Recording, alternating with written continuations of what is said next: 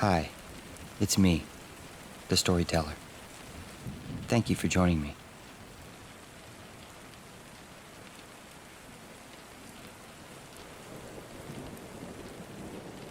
My name is Troy, and coincidentally, I live in Troy, Michigan. This is the only humorous thing about this story. Anyhow, nothing in my life ever made me truly afraid of the dark until the week my wife flew to Florida to help her mother move into a smaller place after a surgery. It was supposed to be a simple 5-day trip. I stayed home with our 3-year-old son, Eli. I figured it would be a quiet, easy routine. Cartoons, chicken nuggets, bedtime. It didn't turn out like that, not even close. The first 2 nights were normal. The third night changed everything. Eli had fallen asleep curled up against me, his little hand resting on my arm. At some point before dawn, I slipped into that half-dream state where you're aware of your body, but not fully awake. That's when I felt a soft brushing across my ribs. At first it felt like static or a twitch, but then it slid up my side, down my legs, across my stomach. Light, intentional contact. Tickling, but the kind done by someone studying your reactions. My body jerked awake before my mind caught up. Eli stirred beside me, whined softly, and that made me bolt fully alert. The tickling stopped instantly. I sat up, heart pounding. The room was dim except for the faint light of the hallway, drifting in through the cracked door. And then Eli did something that turned my blood cold. Still half asleep, he lifted an arm and pointed directly at the doorway. He didn't say anything. He just pointed. Every instinct I had screamed not to look, but I forced myself to. The doorway was empty, or looked empty. I shut the door, turned on the TV for noise, and held Eli until sunrise. The next night, I kept the TV and bathroom light on. Every protective instinct I had was on high alert, but I told myself it was stress, fatigue, nerves. Around 2:30 a.m., I woke because the air in the room felt occupied. Have you ever walked into a room moments after someone else left it? That leftover warmth? That heavy, invisible imprint? That's what it felt like. I lay still, listening. Eli's soft breathing was steady beside me. But layered beneath the white noise of the TV, beneath everything else, I heard another sound. Breathing. Slow. Deep. Controlled. Coming from the corner near the door. My skin crawled. I stayed frozen, listening for a full minute until the sound faded. When the air finally felt empty again, I sat up and locked the bedroom door. I barely slept. The next morning, after dropping Eli at daycare, I called the police non-emergency line. I felt stupid doing it, but I couldn't focus at work and took the rest of the day off. The officer who came, Officer Jensen, was calm and polite. He checked the house thoroughly. Windows, doors, basement, crawl space.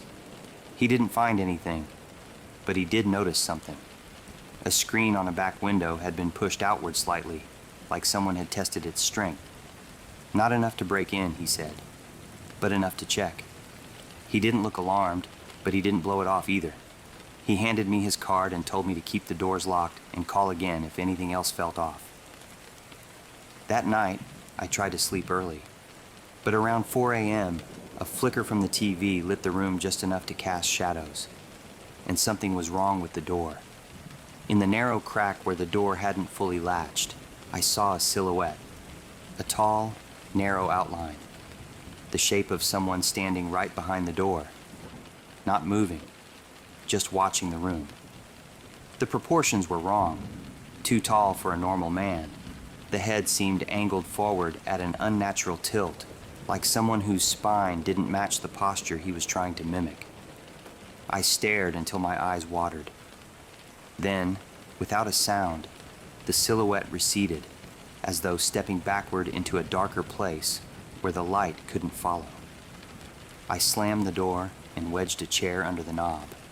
The next day, I tried asking Eli, casually, if anything had scared him during the night. He isn't old enough for full sentences, but he tapped his chest, then pointed at the door and whispered, "Man, tall man." That was all. I didn't correct him. Something inside me knew he had seen the same shape I had. I called Officer Jensen again. He came by mid-afternoon. This time he found faint dirt smudges along the outside of the bedroom window, like fingerprints smeared in the wrong direction, dragged upward instead of down. He couldn't officially call it trespassing, but he told me to keep the house well lit at night. That evening, every light in the house was on. My wife was scheduled to return the next day. I just had to make it through one more night. I locked the bedroom door, turned on the TV, placed Eli beside me, and lay there waiting for exhaustion to do its job. But sometime after 3 a.m., I woke with the unmistakable feeling that someone was standing right next to the bed, close enough to reach out, close enough to lean in. I didn't move, I didn't breathe, but I could feel him there, the weight of his presence bending the space around me. Slowly, I opened my eyes, and there, illuminated by flickering blue light, stood a man-shaped figure, inches from Eli, not facing me, but angled downward, studying my son with a horrible, clinical stillness. The posture was wrong, the arms too long, the shoulders too hunched, as if the figure were trying to make itself smaller, more familiar, but didn't quite understand how human bodies behaved. I shot upright, adrenaline exploding through me, and the figure jerked back, so violently, it blurred, as if retreating faster than a person should be able to move.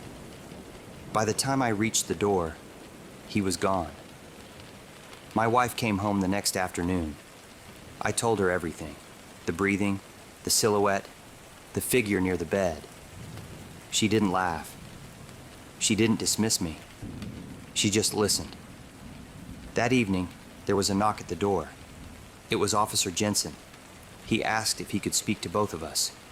He told us that earlier that morning, a man had been apprehended in a neighboring home, just a block over. He had broken in and attacked an elderly man while he slept. The intruder had escaped from a mental health facility 2 weeks earlier. He had apparently been breaking into homes at night and watching people sleep. The worst part? Officer Jensen showed us a Spider-Man plush toy they found stuffed in the man's pants when they apprehended him. Our stomachs turned. It was Eli's toy. Shortly after, we installed cameras and a security system in the house, and to this day, still keep the lights on at night.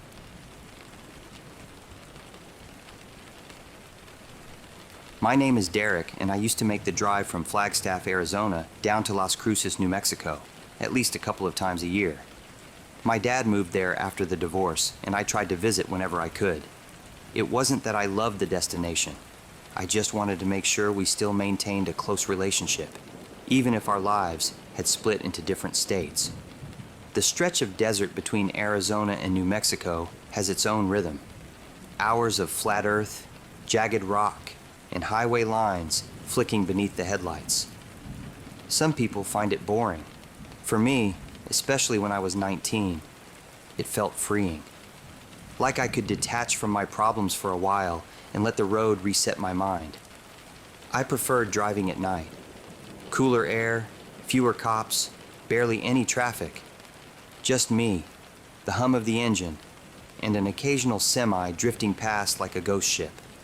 I wasn't armed, and I never thought much about safety. At 19, you assume the world will treat you gently.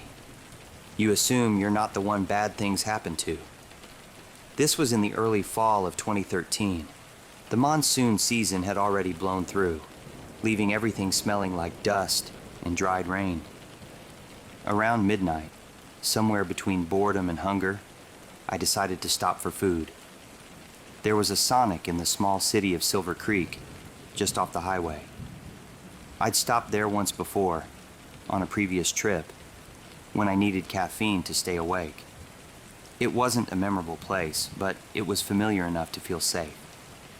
When I pulled in that night, the parking lot was almost empty.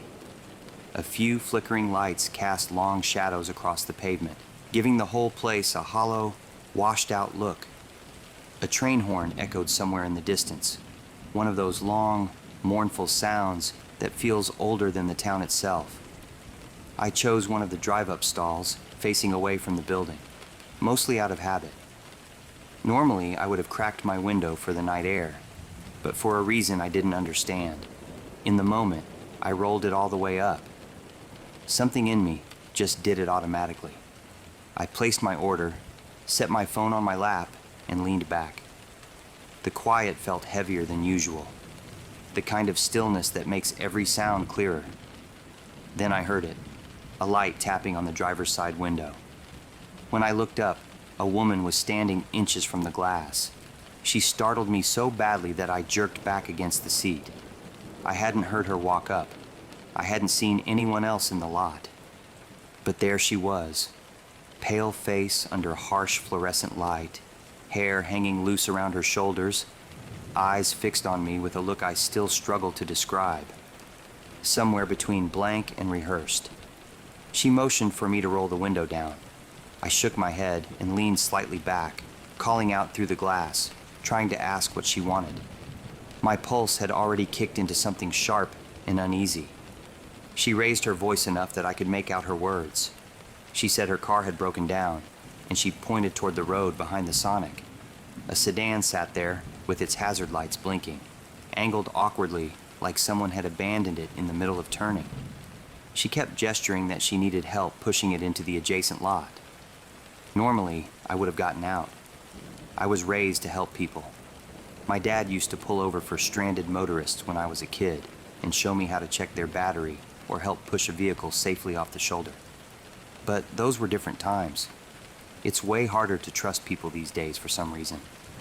That cold, instinctive alarm in my chest wouldn't shut up.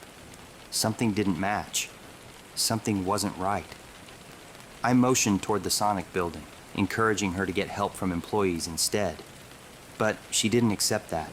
Her gestures became sharper, more frantic, like she couldn't break character and didn't know what to do next. Then she did two things almost at the same time, two movements that ended whatever doubt I still had. With her left hand still mid-gesture, her right hand slipped quickly into her jacket pocket. And as she approached one step closer to my door, she reached for the handle with her free hand. She yanked it like she expected the door to open. My car was locked only because I'd hit the lock button out of pure habit when I parked. I hadn't even consciously thought about it. That realization hit me like a cold wave. How close I had been to opening that door without thinking. Her expression changed when the door didn't budge. The pleading look dropped. The frantic gestures stopped. For one long second, she just stared at me. Her face emptied out, like she'd removed a mask and forgotten to put on a new one. Then she turned and sprinted back toward the sedan.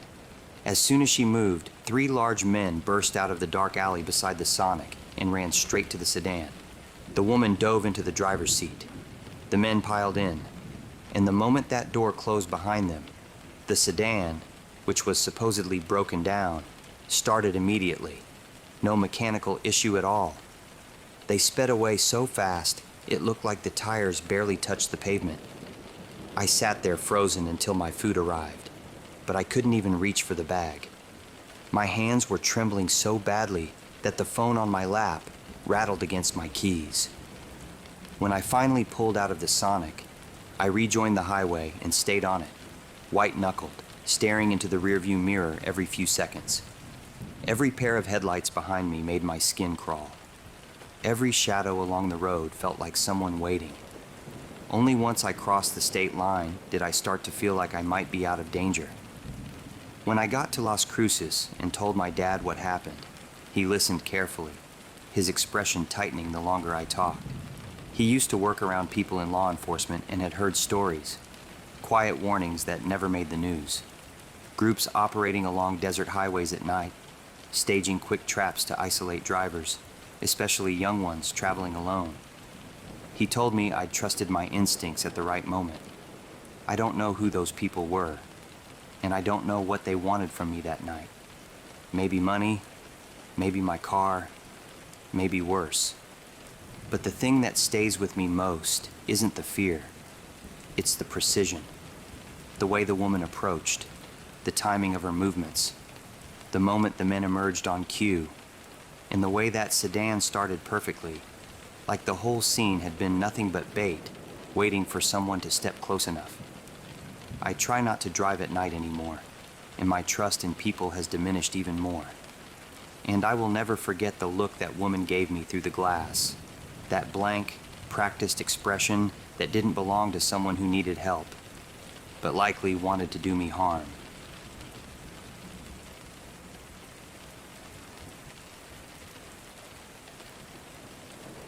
It wasn't unusual for Sarah to be left in charge. She was 17, old enough to stay home while her parents went out for their anniversary, dinner and a night at a downtown hotel. They'd been planning it for weeks.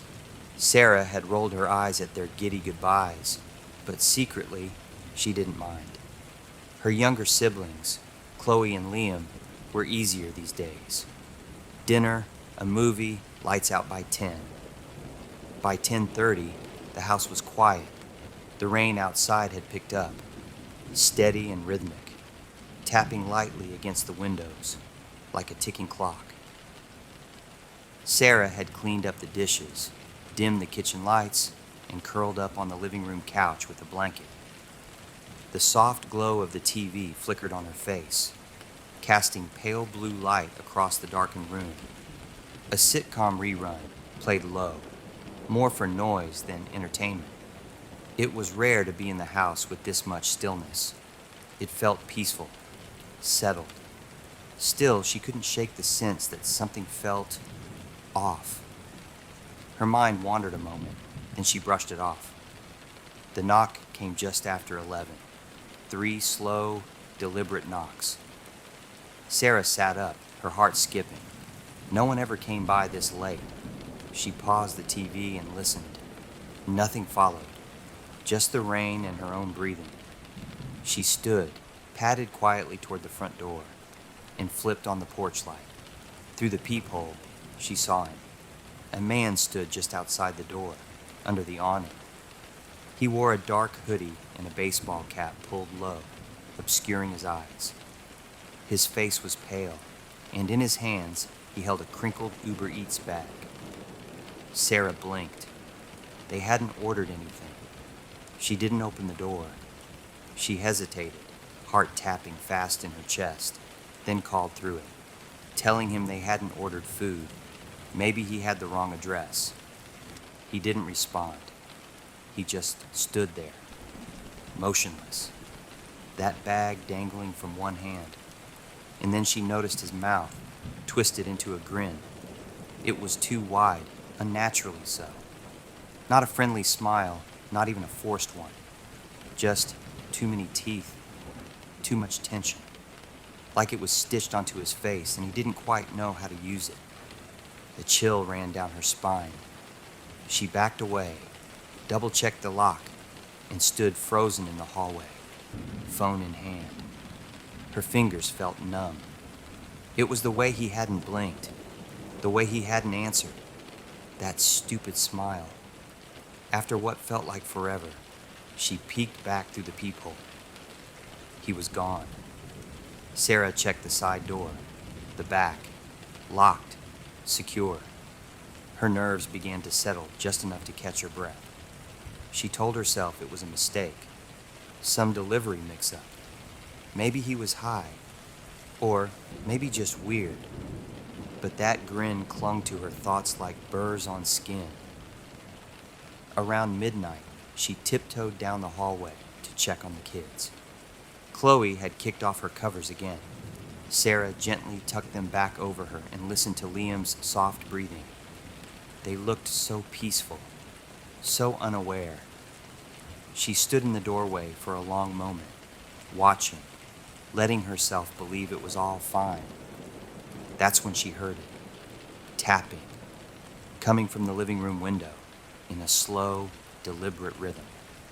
Her chest tightened, blood rushing in her ears. The place had shifted. What had been peaceful now felt like the walls were pressing in. The rain blurred everything outside, and the tapping came again. She crept forward, heart hammering, and eased the curtain aside. He was back, standing at the window, inches from the glass. Same clothes, same bag, same grin. His face was tilted just slightly, his head angled low, so the brim of his cap shadowed his eyes. But his mouth, that mouth, hadn't moved. Sarah let the curtain drop. Her breath hitched. Her legs felt weak. She stumbled backward, tripping over the edge of the rug, then scrambled for her phone. It nearly slipped from her hand. She unlocked it and called 911. Her voice shook as she spoke to the dispatcher. They were calm, reassuring, told her officers were already nearby and would be there in minutes. When she hung up, she immediately called her parents. She could barely explain what was happening, and they were already in the car rushing home. As quickly as she hung up, another knock, this time at the side door. A soft scrape against the frame. Then nothing. When the police arrived, the man was gone. They canvassed the property and searched the surrounding yard and hedges. It was one of the officers who spotted the Uber Eats bag lying just beneath the living room window. They picked it up with gloves, opened it. It was empty. No food, no receipt. Just a stale plastic smell and nothing else. Sarah explained everything again. Her parents arrived as the officers were finishing up. They hugged her, confused and shaken. She showed them the doorbell footage. Short, grainy clips of a tall man standing on the porch, holding the plastic bag with that creepy smile wiped across his face. Authorities couldn't ID him. The brim of his hat cast a shadow over his face in every frame.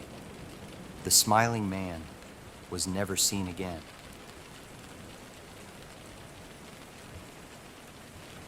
My name is Amanda. I travel a lot for work. I'm a surveyor for a company that runs compliance for hospitals in the United States. Most people have never heard of a job like this. It's not too exciting. But like I said, I get to travel, and this is a perk, because I get to visit a lot of places I have never been. I'm based out of Oklahoma City, so I'm used to flat land, long roads, and everything feeling open. Back in 2019, I had the chance to work in Burlington, Vermont, and I remember thinking, if I'm going all the way up there, I'm not staying in a hotel. So I booked an Airbnb out on South Hero Island. For those that don't know, this island sits in the middle of Lake Champlain, between Vermont and New York, just over the bridge from Burlington. There's a few other islands out there too. It's beautiful. If you've ever been up there in the fall, you know how it looks. The trees are completely lit up. Reds, oranges, yellows. It almost doesn't feel real. That's what I wanted. Something quiet. Something different. The house was perfect. Tucked back just enough from the road. Surrounded by trees, with a view that opened up behind it. It felt private, but not isolated to the point of being uncomfortable. At least, that's what I thought. I got there Friday evening. Didn't do much. Had a drink, sat out on the deck for a bit. Later, I went to the basement and threw my shirt in the washing machine. I had spilled a little wine on it. Then I went to bed. The next morning, I woke up around 6 and went for a jog. There are a few quiet roads and trails out there, and it was one of those crisp mornings where everything feels still. But the entire time I was out there, I had that feeling, like I was being watched. I kept glancing behind me, looking into the tree line, trying to shake it. I blamed it on the fact that I'm a city person. Back home, there's always noise. Cars, people, something happening. Out there, there was nothing. When I got back to the house, I showered and tried to relax. But I kept hearing things. Small noises. Nothing I could explain. Sounds that didn't feel like they belonged. A shift. A light thud. Something faint underneath everything else. Each time I told myself the same thing. It's a house. It's wood. It's normal. I left for my meetings later that afternoon and didn't think about it much. After work, I met my coworkers for dinner and drinks afterward. We had a good time. Part of me didn't want to go back. By the time I drove back across the bridge, it was late, close to 11. The house was completely dark. I remember sitting in my car for a second before going in, just looking at it. Then I told myself to stop being ridiculous, grabbed my things and went inside. First thing I did was check the locks. Front door, back door, windows. Everything was locked. I checked more than once. I went upstairs, got ready for bed, and tried to sleep, but I couldn't. Every sound felt louder, sharper. At one point, I turned on music from my phone just to break the silence. It helped for a little while, until I heard something underneath it, a noise coming from below. Not outside, from beneath the house. I sat up and turned the music off. There it was again. A slow movement from the basement. I stared at the bedroom door for a long time, trying to decide if I should go check. I didn't want to, but I also didn't want to lay there wondering. So I got up, walked into the hallway, and went downstairs. The living room opened into the kitchen, and off to the side was the door that led down to the basement. It was closed, but not locked. That's when I remembered I forgot to put my shirt in the dryer. I stood there, staring at it, listening. Nothing. After a few seconds, I reached out and opened it. The basement was completely dark. I reached in and flipped the light on. Nothing. I stayed there for a few seconds. I was too unnerved to go down there at this point. So I shut the door, locked it. I told myself I'd get my shirt in the morning. Went back upstairs. That should have been the end of it. But a little after midnight, I got up to go outside for a smoke. I grabbed my coat, my phone, and headed downstairs. As I stepped into the kitchen, I saw it. A shadow, moving across the far wall, like something was blocking the moonlight from the window. I froze. Every part of me wanted to turn around and go back upstairs. But instead, I reached over and turned the light on. And that's when I saw him, standing in the kitchen, just a few feet away. A man, tall, long tangled hair, a beard that looked like it hadn't been cut in months, staring directly at me. Neither of us moved. Then he lunged. I ran, up the stairs, down the hallway, into the bedroom, locked the door. Seconds later, he was hitting it, hard, over and over. And then he started talking, saying things that didn't make sense, talking like he knew me, like he had been waiting for me. I kept yelling back that I didn't know him, that he had the wrong person, but he just kept going. The door started to crack. That's when I called 911. I stayed on the phone while he kept hitting the door. Then I heard sirens, a crash downstairs, shouting, and then it stopped. The police had him. When I came out, they were already putting him in the back of a car, still yelling, still not making sense. Later, they explained what had happened. The man wasn't random. He was the ex-boyfriend of the woman who owned the house. Apparently, they had broken up years earlier. It didn't end well. He had some kind of military background, had struggled after getting back, eventually homeless. At some point, he came back to that house. He had been staying in the basement, hiding in a section behind shelving where it was hard to see unless you knew to look for it. They found food, bottles, blankets. He'd been living there. And the worst part, I had been down there earlier, used the washing machine, and I didn't see him down in that basement. He could have attacked me down there. That still makes me shiver just thinking about it. I still travel for work, and I still go to places like that. But I do one thing differently now. I don't just check the locks. I check the places people don't think to look. Because the last time I didn't, someone was already inside. My name is Patrick, and after what happened 2 winters ago, I will never hike Ireland's northern coastline at night again. I've lived in this country my entire life, and I've always thought of the coast as something familiar.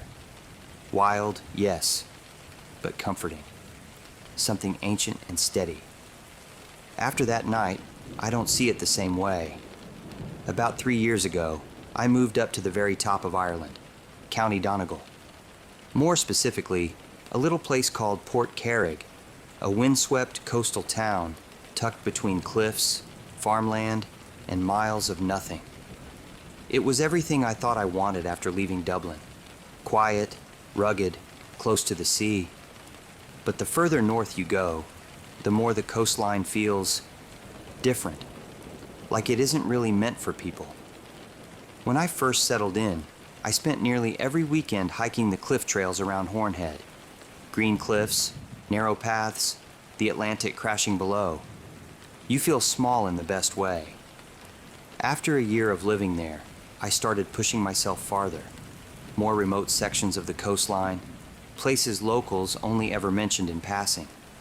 That December, right before Christmas, I decided I wanted to hike the Eastern Trail farther than I had ever gone before. The forecast was clear, the tides were favorable, and I had the day off. So I packed a small lunch, filled my thermos, and headed out just before sunrise. The hike was incredible at first. Cold wind, gray water, endless cliffs. Hours passed without me seeing a single person. At one point, the trail dipped into a sheltered valley, and I came across what looked like an old, abandoned port village.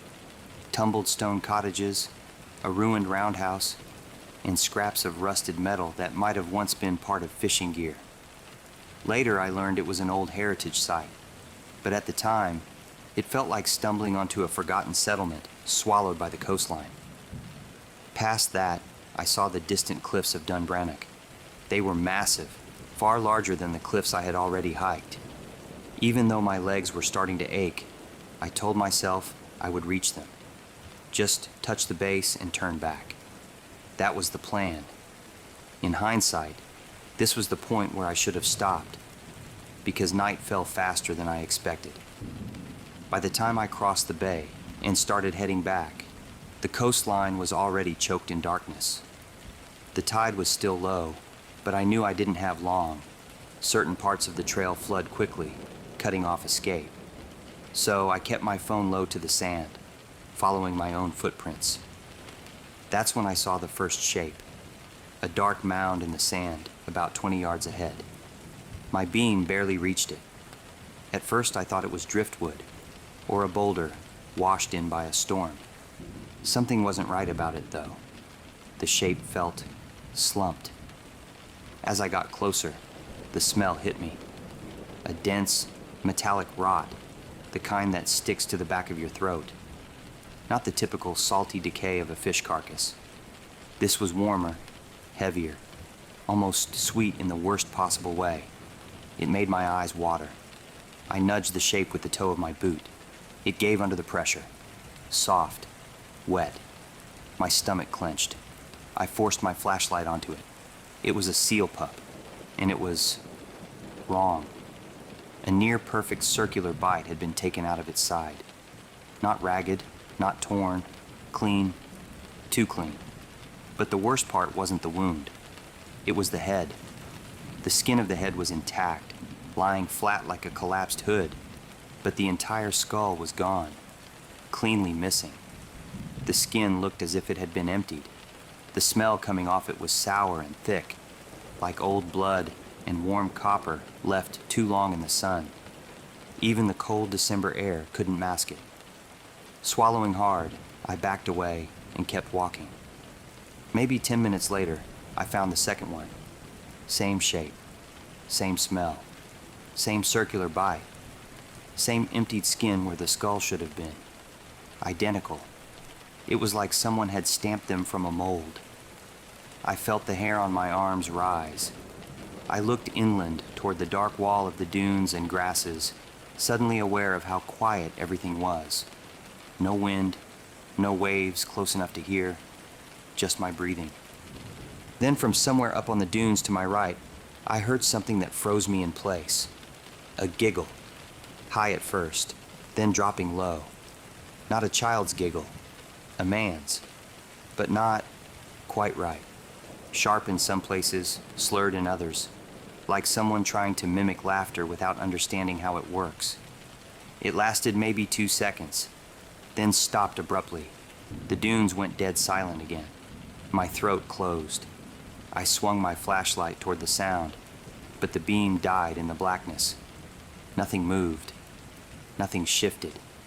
But I suddenly felt watched, intensely watched, like something crouched just out of the light's reach, grinning.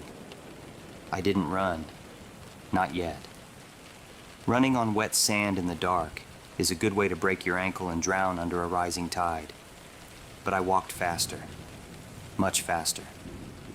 Several minutes later, the giggle came again. Farther away this time, but unmistakably the same voice.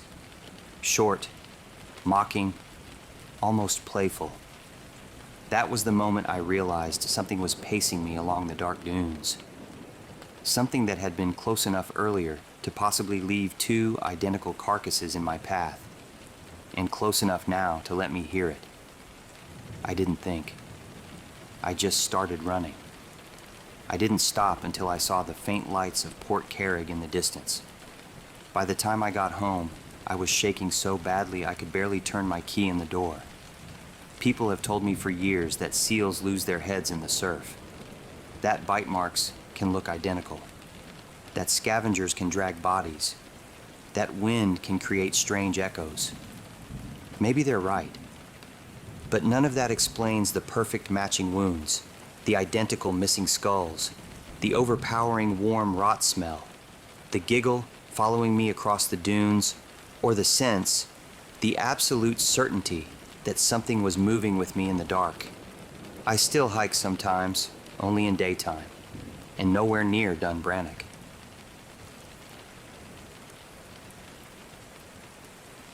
My name is Ryan, and this happened in late September of 2021 in Olympic National Forest. My fiancée Maya and I have hiked those trails for years.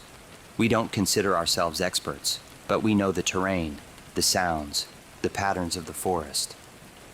We've had close calls with wildlife and storms, but nothing truly frightening, nothing that ever stuck with us after the hike was over. Everything changed that afternoon. It was a short, late-day trip. We had dinner plans in town afterward, so we didn't pack the things we normally bring. No spray, no multi-tool, no first aid kit. For once, we treated the trail like something routine, a quick in and out to clear our heads before the evening. The hike began like any other autumn transition day in the Pacific Northwest. The air carried the first hints of the cold season, and the canopy let in that soft golden light that only happens when summer is losing its grip. The forest felt quiet in the normal way, a peaceful hush, the kind that settles when the weekend crowds thin and only a handful of hikers move through the deeper trails. We crossed the small footbridge and rounded the bend where the larger Sitka spruce leans over the path. That was where we first saw the woman. She stood slightly off the trail near the fallen log, her posture rigid and her face turned downward. She wasn't breaking down loudly or calling for help. Her crying was soft, a fragile, subdued sound, almost like she was trying not to draw attention to herself. Her hands hung at her sides. She didn't wipe her face or cover her eyes.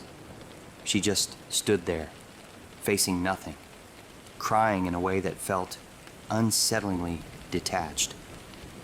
A few yards ahead, a man in a blue hoodie had his back turned toward us. He was pushing a stroller down the rocky incline that branches off to the right. Anyone familiar with Skokomish trails would know how strange that was. Roots, rocks, uneven terrain. Nothing about that section accommodates a stroller. It was an image that didn't belong there. We continued past them without engaging. Neither of them reacted to our presence. The woman stayed perfectly still. The man kept pushing the stroller as if he didn't notice the difficulty of the terrain. Maya and I exchanged a look that said we had walked into something uncomfortable and didn't want to get involved. At the time, it felt like the right choice. We kept going until hunger finally pushed us to turn around earlier than planned. The forest was beginning to darken slightly, and the air had that shift you feel when daylight is beginning to fade behind the treetops. Not enough to make you rush, but enough to remind you the window is closing. On our way back, we saw the man again. This time, the woman was nowhere in sight. The man was still pushing the stroller, though now he was closer to the main path. As we passed, I instinctively glanced down into the stroller. It was empty. No blanket, no toys, no baby. Just leaves, dirt, and an old scuff mark on the inner padding. Something about that empty stroller hit me like cold air. My mind tried to reason through it. Maybe he had set the baby down earlier. Maybe the woman had taken the child. Maybe we had misread the situation. But nothing made sense. Without thinking, I commented quietly to Maya, believing we were far enough away to be unheard. My tone must have changed in a way she recognized, because she tensed and subtly urged me to keep walking. She leaned slightly toward me and implied that the man had heard what I said, then mentioned that his head had turned toward us sharply. I did not look back right away. Something in the atmosphere, some instinct, told me that seeing his face would make everything worse. Instead, I kept my eyes forward and tried to quicken my pace naturally. Then I heard it. Footsteps behind us. Steady at first, then faster, closing the distance. He was following us. Maya's posture shifted from tense to alarmed, and I didn't need to see her expression to know the situation had changed. Every few seconds, one of us looked back just long enough to confirm the man was still there, always at the same distance, always moving with a purposeful speed that didn't match a normal hiker's rhythm. When we passed the place where the crying woman had been, she was standing there again, or maybe she had never left. But this time she wasn't crying. She stared at the ground with the same blank, lifeless stillness of a mannequin. No emotion.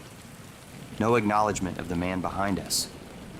The moment I saw her, every instinct I had told me that something was terribly wrong. Not strange, not uncomfortable, dangerous. I guided Maya ahead and felt the creeping panic rise in my chest. We maintained a fast walk until Maya's breathing quickened and the forest sounds behind us shifted from footsteps to full-on pursuit. There's a moment during fear when thought disappears and instinct takes over. That moment hit us both at the exact same time. We ran. Branches tore at our legs. The gravel underfoot slipped, and my heartbeat pounded so hard I could feel it in my teeth. Behind us, the man's footsteps grew louder and faster. No hesitation, just raw pursuit. Every time the trail curved and we briefly lost sight of him, a flash of blue reappeared a second later through the trees. The forest, which moments earlier had felt familiar and safe, now felt like it was closing around us. The air felt too thin, the silence too complete between our panicked breaths. Finally, after what felt like 10 full minutes of sprinting, the trail widened and we saw 3 hikers up ahead, a group of middle-aged backpackers with trekking poles and large packs. The moment we reached them, something shifted behind us. I turned around slowly. The man was gone. Not out of sight. Gone. No cracking branches, no retreating footsteps, no sound of someone hiding off trail. Just empty woods. We stayed with the other hikers until we reached the lot. They noticed our panic and kept a casual but concerned distance, the way strangers do when they sense something is wrong but don't want to pry. When we reached the parking area, Maya and I practically threw ourselves into the car. I drove out so fast, I kicked gravel behind us. We said nothing for a long time afterward. The fear traveled with us all the way down the forest road. A few days later, I found myself unable to shake it. The encounter played on repeat in my head. The crying woman, the man, the empty stroller, the pursuit, the way he vanished. I convinced myself to go back alone, not to the same trailhead, but to the visitor's center near Lake Cushman. I told myself I just wanted information, maybe reassurance that what we experienced wasn't as dangerous as it felt. A ranger behind the counter asked what he could help with. I explained what happened, carefully leaving out the panic and focusing on the facts. The strange behavior of the couple on the trail, the empty stroller, the man following us. The ranger's expression didn't change much, but there was a flicker behind his eyes, the kind you see when someone recognizes something they hoped not to hear about again. He asked what trail we'd been on. When I answered, his jaw tightened almost imperceptibly. He didn't tell me I had imagined it. He didn't tell me it was normal. He didn't tell me we misunderstood a harmless situation. He simply said that people sometimes behave strangely in the backcountry, and that hikers should always carry protection and be aware of their surroundings. Then he suggested, with an oddly firm tone, that Maya and I avoid that section of the forest for a while. What struck me wasn't what he said. It was what he refused to say. His posture stiffened when I mentioned the crying woman. He grew noticeably uncomfortable when I described the stroller. And when I admitted the man had followed us, he lowered his voice slightly and said that if we ever saw anything like that again, we should return to the trailhead immediately and not confront or engage. I left the center with the overwhelming sense that the ranger knew more than he allowed himself to reveal. That this wasn't the first report of something like this. A week later, Maya and I returned, not to hike deeply, but to walk a short loop near the lake. We stayed on a populated trail with other people around. It felt safer that way. But even there, we found something unsettling. A tiny baby sock lay in the middle of the path. A few feet later, a small knit hat. Then, near a mossy stump, a onesie half covered in pine needles. No families nearby, no strollers, no voices, nothing. Just those small, scattered pieces. Each time, the same cold feeling crawled up my spine, the exact feeling I had the moment I saw the empty stroller. I can't explain any of it. I don't know who that man was. I don't know why the woman cried the way she did. I don't know where the stroller went or why the ranger reacted the way he did. All I know is that something in those woods is very wrong.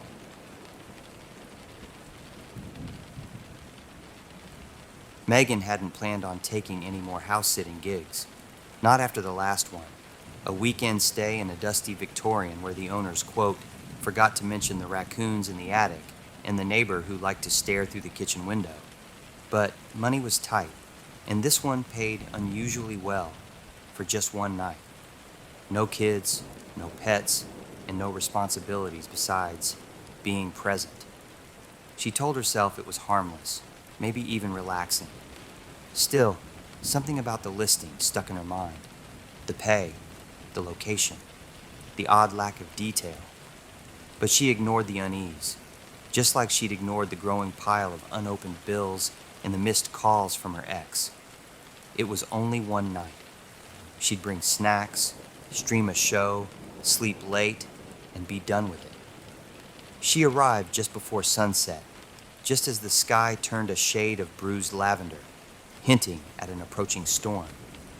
The drive had been long and mostly empty, miles of pine-lined highway and a winding gravel road that looked like it hadn't seen a car in weeks. The house, nestled at the end of a long driveway and surrounded by a skeletal forest, promised solitude. Its wraparound porch sagged in places, and every window was hidden behind heavy curtains. Inside, the air was thick and stale, with a faint odor of cloves and old fabric. The furniture looked antique and expensive, untouched by dust. Family portraits lined the walls, but the faces were oddly formal, distant somehow, like they'd been painted from memory instead of a life. A note on the kitchen counter sat beside a skeleton key and a laminated sheet titled Important Nightly Instructions. Megan read it once, then again, slower the second time. The rules felt absurd at first. Lock every door and window by 9 p.m., close all curtains, bolt the basement door twice, and never open it. At 11 p.m., a figure might appear at the top of the stairs. Do not acknowledge it. Do not speak to it. Do not stare for more than 10 seconds. The rest of the list read like ritual prep. Turn on the hall lamp. Stay quiet if it flickers. Lie down if footsteps follow. No mention of what would happen if she broke the rules. She nearly left right then. But the money was already promised. And walking out would mean driving 2 hours in the dark back to her one-bedroom apartment, where loneliness pressed just as hard. At 9 p.m., Megan locked up. Every latch, every curtain. The basement door, warm to the touch. She bolted, then tested twice. She wandered the house with a bag of popcorn in one hand, her phone in the other, trying to distract herself with social media. The signal dropped as the wind picked up, and shadows gathered early across the floor. The hours crept. Every sound, the house's settling frame, the groan of wood shifting under old nails, echoed sharper than it should. At one point, she heard faint whispering upstairs. Another time, a single loud thump, like a heavy book had fallen just beyond her line of sight. At 10:55, she sat on the living room floor with her back to the hallway, eyes fixed on her phone. She didn't hear footsteps. She didn't hear a door creak open. She only felt it, the shift in pressure, the way her breath hitched for no reason, the sudden silence behind her that felt too still. She turned her head. At the top of the stairs stood the figure. It didn't move, didn't sway, just a silhouette, darker than the darkness around it, a hollowed-out shape that didn't reflect light, like a void in the air. Her instincts screamed to run, but her body refused. She counted seconds under her breath. 3, 4, 5, but curiosity overruled fear. She slowly raised her phone and tapped the camera, the lens aimed just high enough to capture the hallway. The shutter clicked. The screen flashed. The figure disappeared. In its place, a low hum began to build. The light in the hallway flickered. Then the lamp clicked off entirely. The hum shifted into a vibration. The floor beneath her trembled, then stopped. A creak echoed from the stairs. Footsteps, heavy, just one step at a time. Megan's phone slipped from her hand as she lowered herself flat against the floor. Her pulse thundered in her ears. Something warm passed near her shoulder. She felt a breath, impossibly cold, brush her cheek. She tensed, made herself completely still, and didn't dare open her eyes. The footsteps circled her once, paused, then faded slowly back toward the stairs. She stayed frozen for what felt like hours. By morning, the air had gone still. The lamp had returned to its steady glow. Her phone showed a single photo, blurry, too dark to make anything out. But in the center was a warped smudge, like something had stood just out of frame. The next morning, Megan packed quickly and left. When she returned home to her apartment, she couldn't shake the feeling that a presence had followed her home.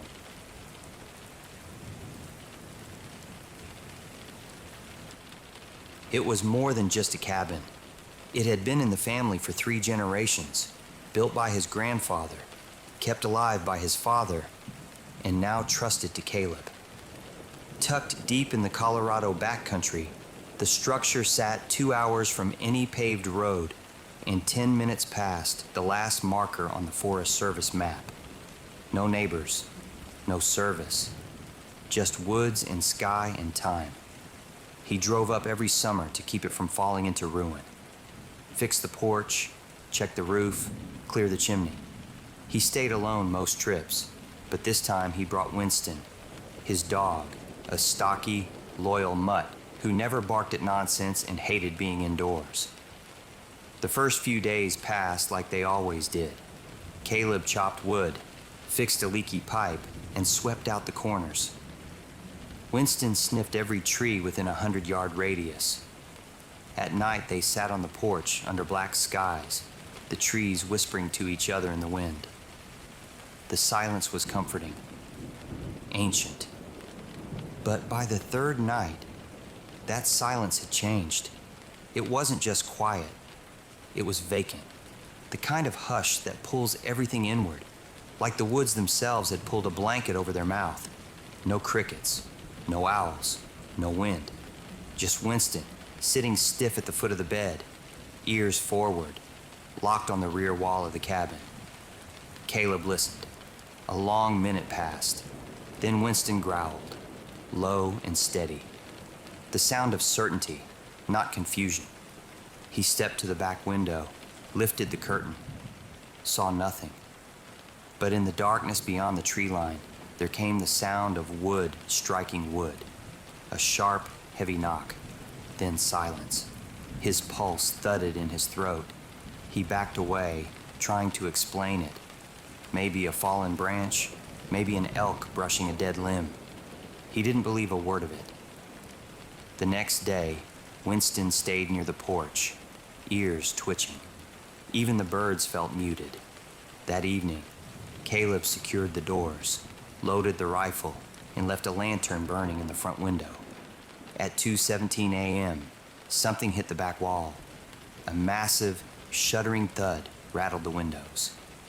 Winston exploded into barking, teeth bared, fur rigid. Caleb was already moving, rifle in hand, heart hammering. He yanked the curtain back again. Nothing, just a darkness too thick to trust. He cracked open the front door, letting lantern light spill onto the ground. There were no prints, no rustling, but something had been there. For the next hour, Winston stood facing the back of the cabin, body tense. Caleb didn't sleep. He sat in the rocking chair, rifle across his lap, staring out at the window like it might blink. The following afternoon, Caleb circled the cabin.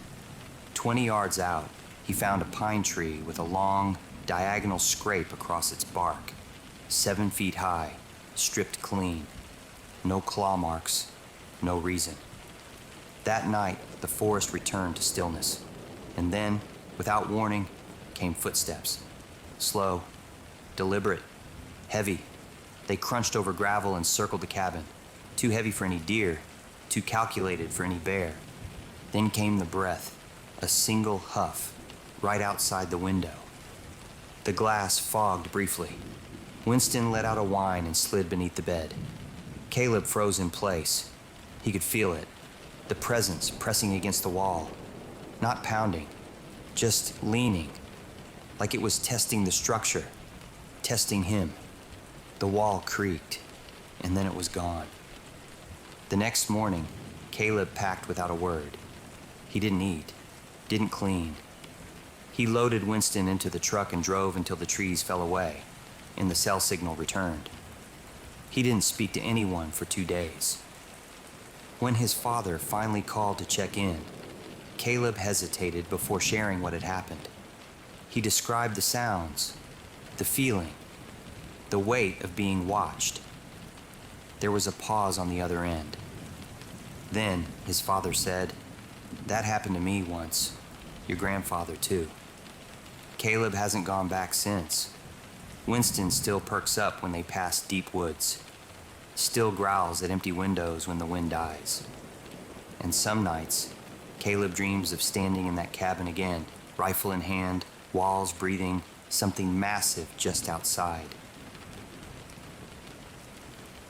My name is John, and I'm about to tell you something that still makes me feel sick every time I think about it. I've had unsettling moments in my life before, but nothing has hollowed out my stomach the way this did. It isn't dramatic or violent, it's just a photograph. A single childhood photo that I wish I had never looked at again.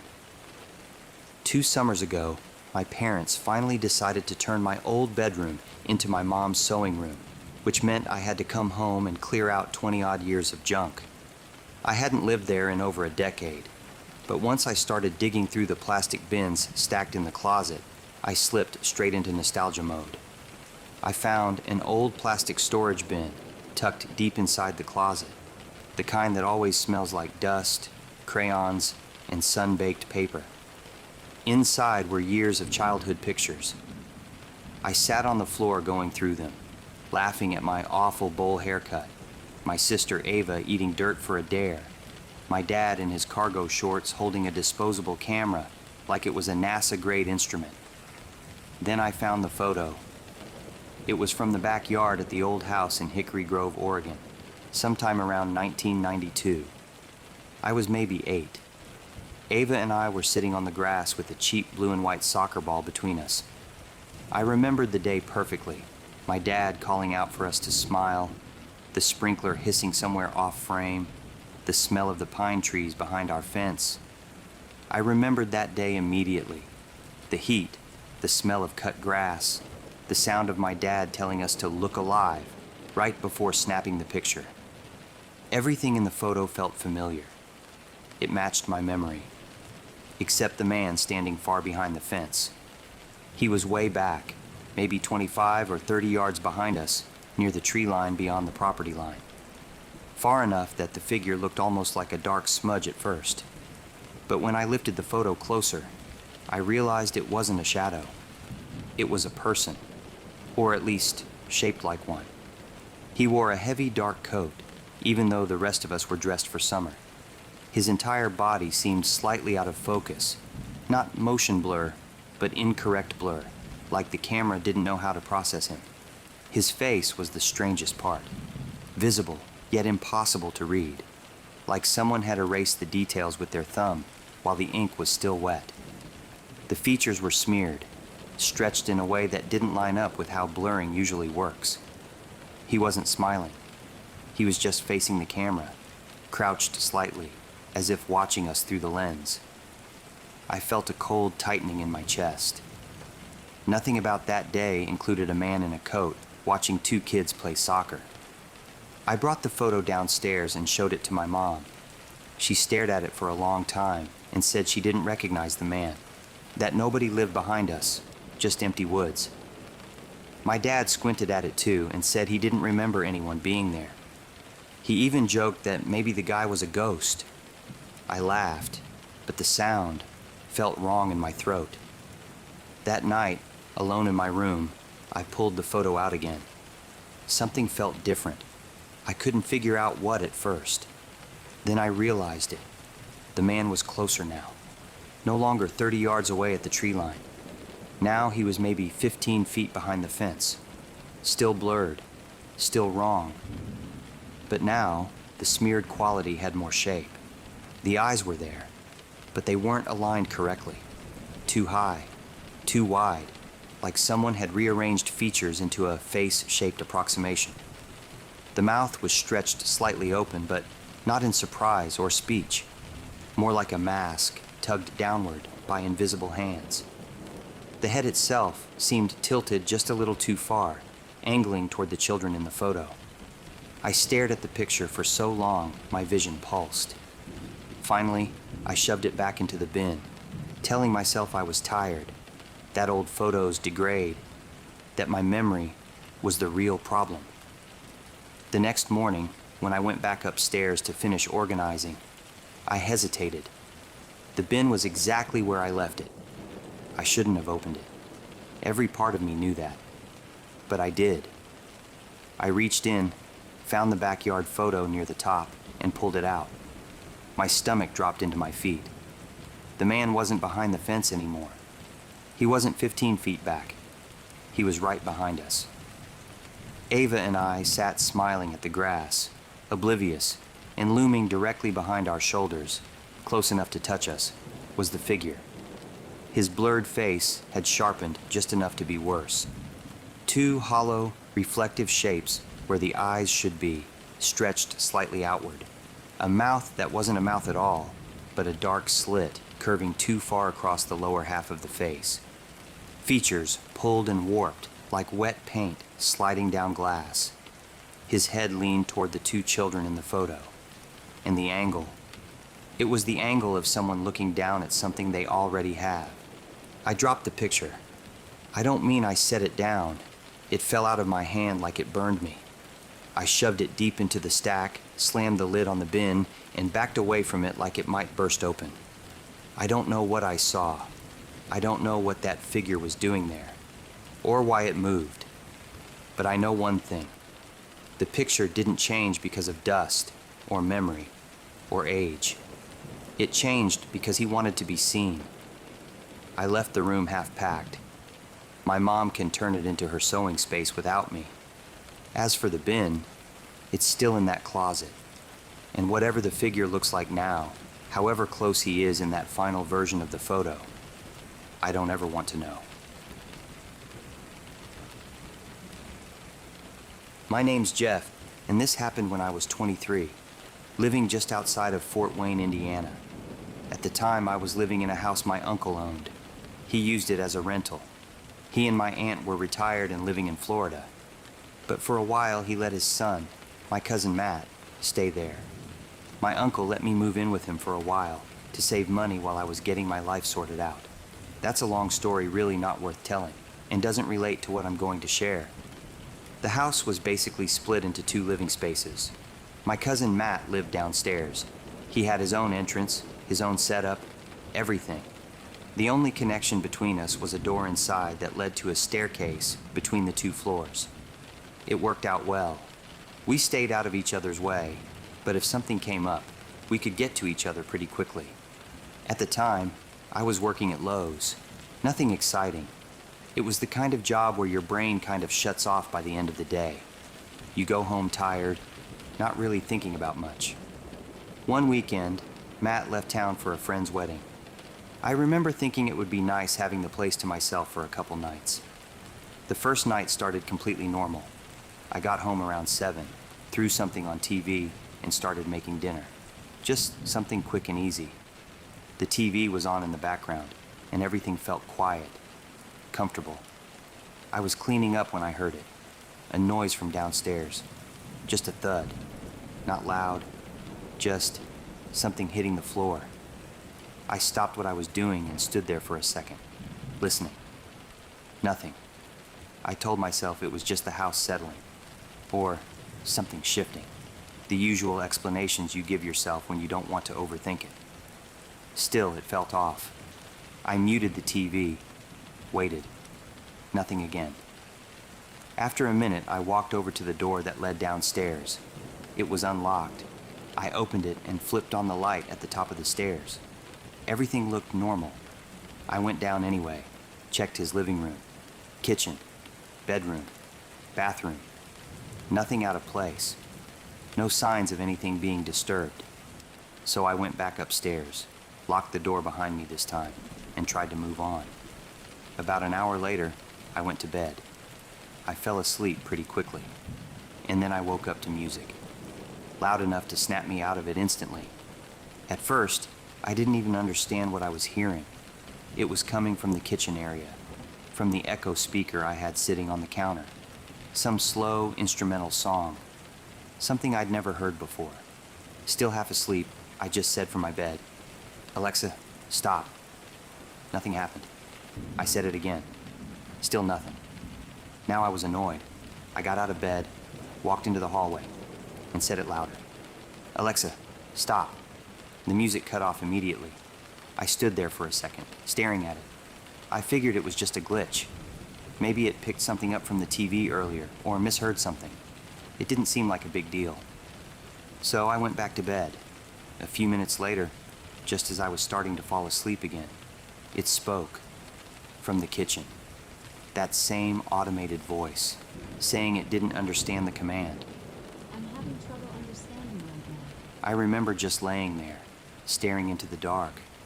I hadn't said anything. I got up again, walked out, and this time, I unplugged it from the wall. I remember doing it clearly. I even set it slightly off to the side, like I was making a point. That should have been it. I don't know how long I was asleep after that, but I woke up again. To music, louder than before. And this time I felt it immediately. That feeling, something being wrong, because I knew I had unplugged it. I got out of bed slower this time, walked into the hallway. Alexa, stop. The music cut off instantly, and when I looked at the counter, it was plugged back in. I didn't move. I just stood there staring at it, trying to make sense of it, trying to convince myself I must have imagined unplugging it. But I hadn't. I knew I hadn't. That's when that feeling hit me, the kind that makes your stomach drop and your body go cold all at once. Something wasn't right, and I didn't want to figure out what. So I turned around, walked straight back into my bedroom, and locked the door. I texted Matt, asked if he came back early, if he was messing with me. While I was typing, I saw his location. Still out of town. That's when it stopped feeling weird and started feeling real. I dragged a chair over to the door and sat there, just listening. Everything was quiet, completely quiet. Then I heard it, a voice, from the other side of the door, low, calm, clear enough to understand. It said, Alexa, play something. I froze. I didn't move. I didn't even breathe. And then, from the kitchen, the speaker responded, and the music started again. That's when I lost it. I grabbed my phone and called 911, but instead of being quiet, I started yelling, telling whoever was out there that I was calling the police, telling them to get out. I don't know why I did that. I just panicked. I didn't care about catching them. I just wanted them gone. By the time the police got there, the music had stopped. I stayed in my room until they came upstairs and called my name. They checked everything, every room, and found nothing. One of the officers told me something before they left. Said the front door had been wide open when they arrived. I know for a fact I had locked it. Matt returned home, and after I told him everything, we made it a point to be more attentive to locking doors and just checking on each other. Eventually, my uncle made us get our own apartment so they could rent that house out to new tenants. In a weird way, I was happy to get out of there, because when something like this happens, it sticks with you, and it becomes attached mentally to that place where it happened. I grew up in the kind of place most people picture when they think of rural British Columbia. Not the postcard lakes and ski chalets, but the stretches of forest that feel like they go on forever. My name is Christina, Chris for short. My family's house sat at the end of a long gravel road outside a small town in the interior. No neighbors within easy walking distance, just thick tree lines and the sound of the wind moving through them. When I say we lived in the forest, I mean it literally. The tree line started a few feet beyond our property and swallowed everything else in every direction. As a kid, that felt normal. The forest was just there, like an extra room that belonged to everyone and no one. I played in it, explored it, learned its trails and smells and moods. By the summer of 2019, when this happened, I was 12, old enough to roam around with a friend without adults hovering, but still young enough to think almost nothing truly bad could happen in the places I knew so well. That day had been one of those slow summer days that seemed to stretch on forever. The heat hung between the trees, and insects droned in the background like white noise. I remember feeling restless in that way only kids do, where the entire world is somehow too big and too small at the same time. I called my friend Mira and asked if she wanted to come over. She lived a bit closer to town, but she knew our place well and liked the forest as much as I did. Her parents dropped her off in the afternoon, and we did what we always did. Wandered around the property, messed with my dog, talked about nothing, invented games to chew time. By early evening, we started to feel that familiar boredom creep back in. We had already exhausted the usual spots around the yard, and the sky had begun to turn that pale late summer color where the heat is still there, but the light is softening. One of us suggested a walk down the forest road. The gravel road that led to our house continued past it, as a narrow track threading deeper between the trees. It wasn't paved, barely maintained, but we'd walked it many times. It curved gently, rose and fell a little, and eventually split in two directions. We both loved scary stories and weird internet lore. The forest at dusk, for us, felt more like an opportunity than a threat. It was the kind of place where your imagination could dress shadows up as monsters for fun. So we set off down the road. As we walked, we talked about the usual things. Half-remembered creepy stories, kids from school, what we were going to do when we got older. The forest on either side of us felt familiar. Tall conifers, reaching up into the fading light, underbrush thick, but not impenetrable. The occasional opening where the ground sloped away into shallow dips. For the first 20 or 30 minutes, everything felt completely normal. Birds called from the branches overhead. An occasional car sound drifted faintly from the main road far off, then disappeared again into the hum of insects. Eventually, we reached the place where the road split. There was no sign, no indication of where either fork led. Just one track, leading a bit uphill to the left, disappearing behind a stand of trees, and another continuing straight, slightly downhill and into thicker shade. We stopped where the gravel divided. There was no real plan. We just wanted to pick whichever direction felt more interesting. I felt drawn toward the left, uphill path. Mira said she wanted to keep going straight, toward the denser trees. We stood there, arguing in that light, when we noticed it. The forest had gone quiet. One moment there was the sound of birds, the soft buzz of insects, the whisper of leaves. The next moment, there was nothing. The silence felt physical, like someone had placed a glass dome over the world and shut everything else out. The only sound left was our own breathing and the faint crunch of gravel as we shifted our weight. And something else. Footsteps. They came from somewhere beyond the tree line, off to the side, in the spaces between the trunks. At first they were slow and deliberate, spaced out like someone walking cautiously through the brush. We both went still. Our earlier conversation dropped away, like it had never existed. The two of us stood there at the fork in the road, listening. The footsteps continued, crunching on twigs, brushing leaves aside, getting closer. Every so often there was a faint scrape, as if something bony or hard was dragging along the ground. Because we were who we were, two kids obsessed with the strange and inexplicable, we didn't run. We told ourselves it was probably a deer, or someone out walking, or an animal we could later brag about seeing. The footsteps picked up speed. They shifted from a careful walking pace to something like a fast walk, then a jog. They came from our right, somewhere in the trees along the side of the road, where the undergrowth was thinner and shafts of late light still made it through. Then they stopped, like whatever was moving had suddenly frozen in place. Mira and I locked eyes. I remember how wide her eyes were in that dimming light. How all our past jokes about ghosts and monsters suddenly felt like they had been rehearsals for this moment, without us knowing it. Before either of us could say anything, it came out. From between two thick tree trunks, about 20 feet ahead of us, and slightly off to the right, a shape lunged into view. At first, my brain refused to make sense of it. It looked like a person who had been stretched taller than they were meant to be, maybe 7 feet tall, with limbs a little too long and too thin. Its body had the rough outline of a human, but everything else was wrong.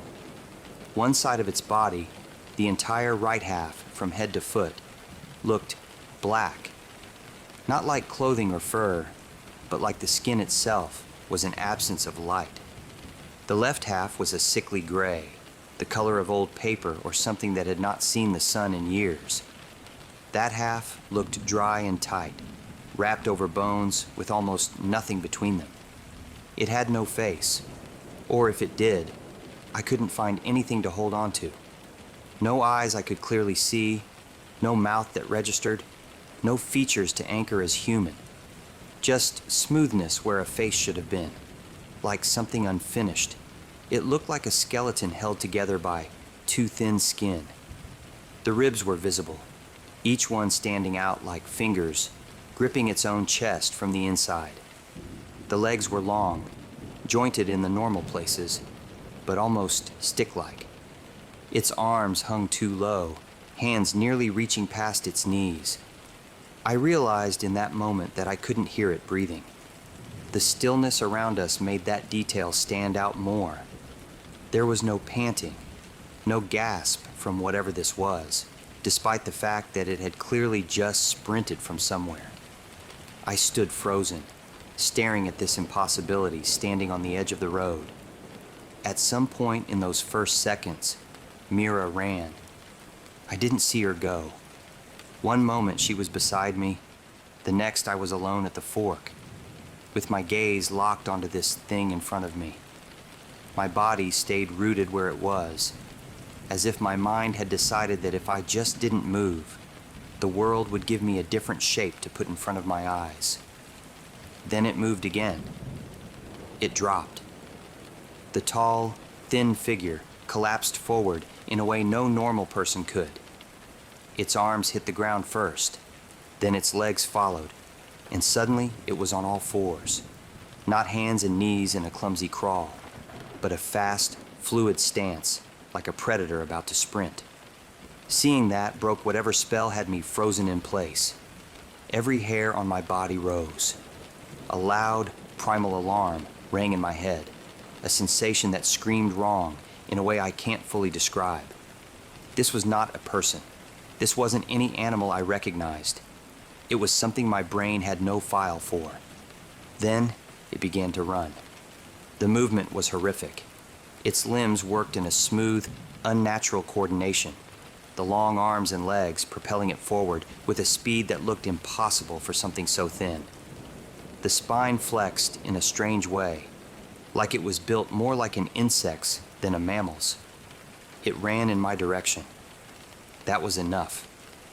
My body finally obeyed the terror that had been building in my chest. I turned and ran back down the road the way we had come, gravel sliding under my shoes as I tried to get traction. I didn't look back. Every sound felt amplified. The rush of my own breath, the pounding of my heart, the thud of my footsteps. The forest around me remained silent, as if the whole world had stepped aside to let this one thing happen. I ran like I had never run in my life. The road blurred. My legs burned. At some point, the fear of falling, of twisting an ankle, of anything else, vanished. The first place on the road that felt like safety was my neighbor's property, a small clearing and house that sat a good distance before ours.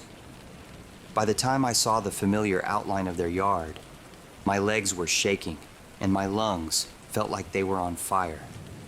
I sprinted toward their driveway and almost collided with Mira, who had made it there ahead of me and was half hidden behind some bushes near their fence.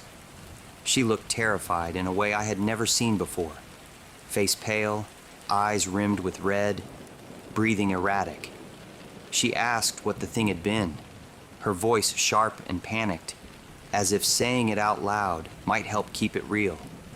I told her I had no idea.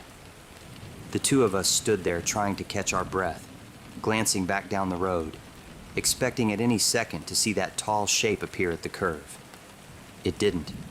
Eventually, we forced ourselves to walk the rest of the way back to my house together. Neither of us wanted to be alone on that road again. Every sound in the trees felt threatening. The forest we had known all our lives suddenly felt occupied.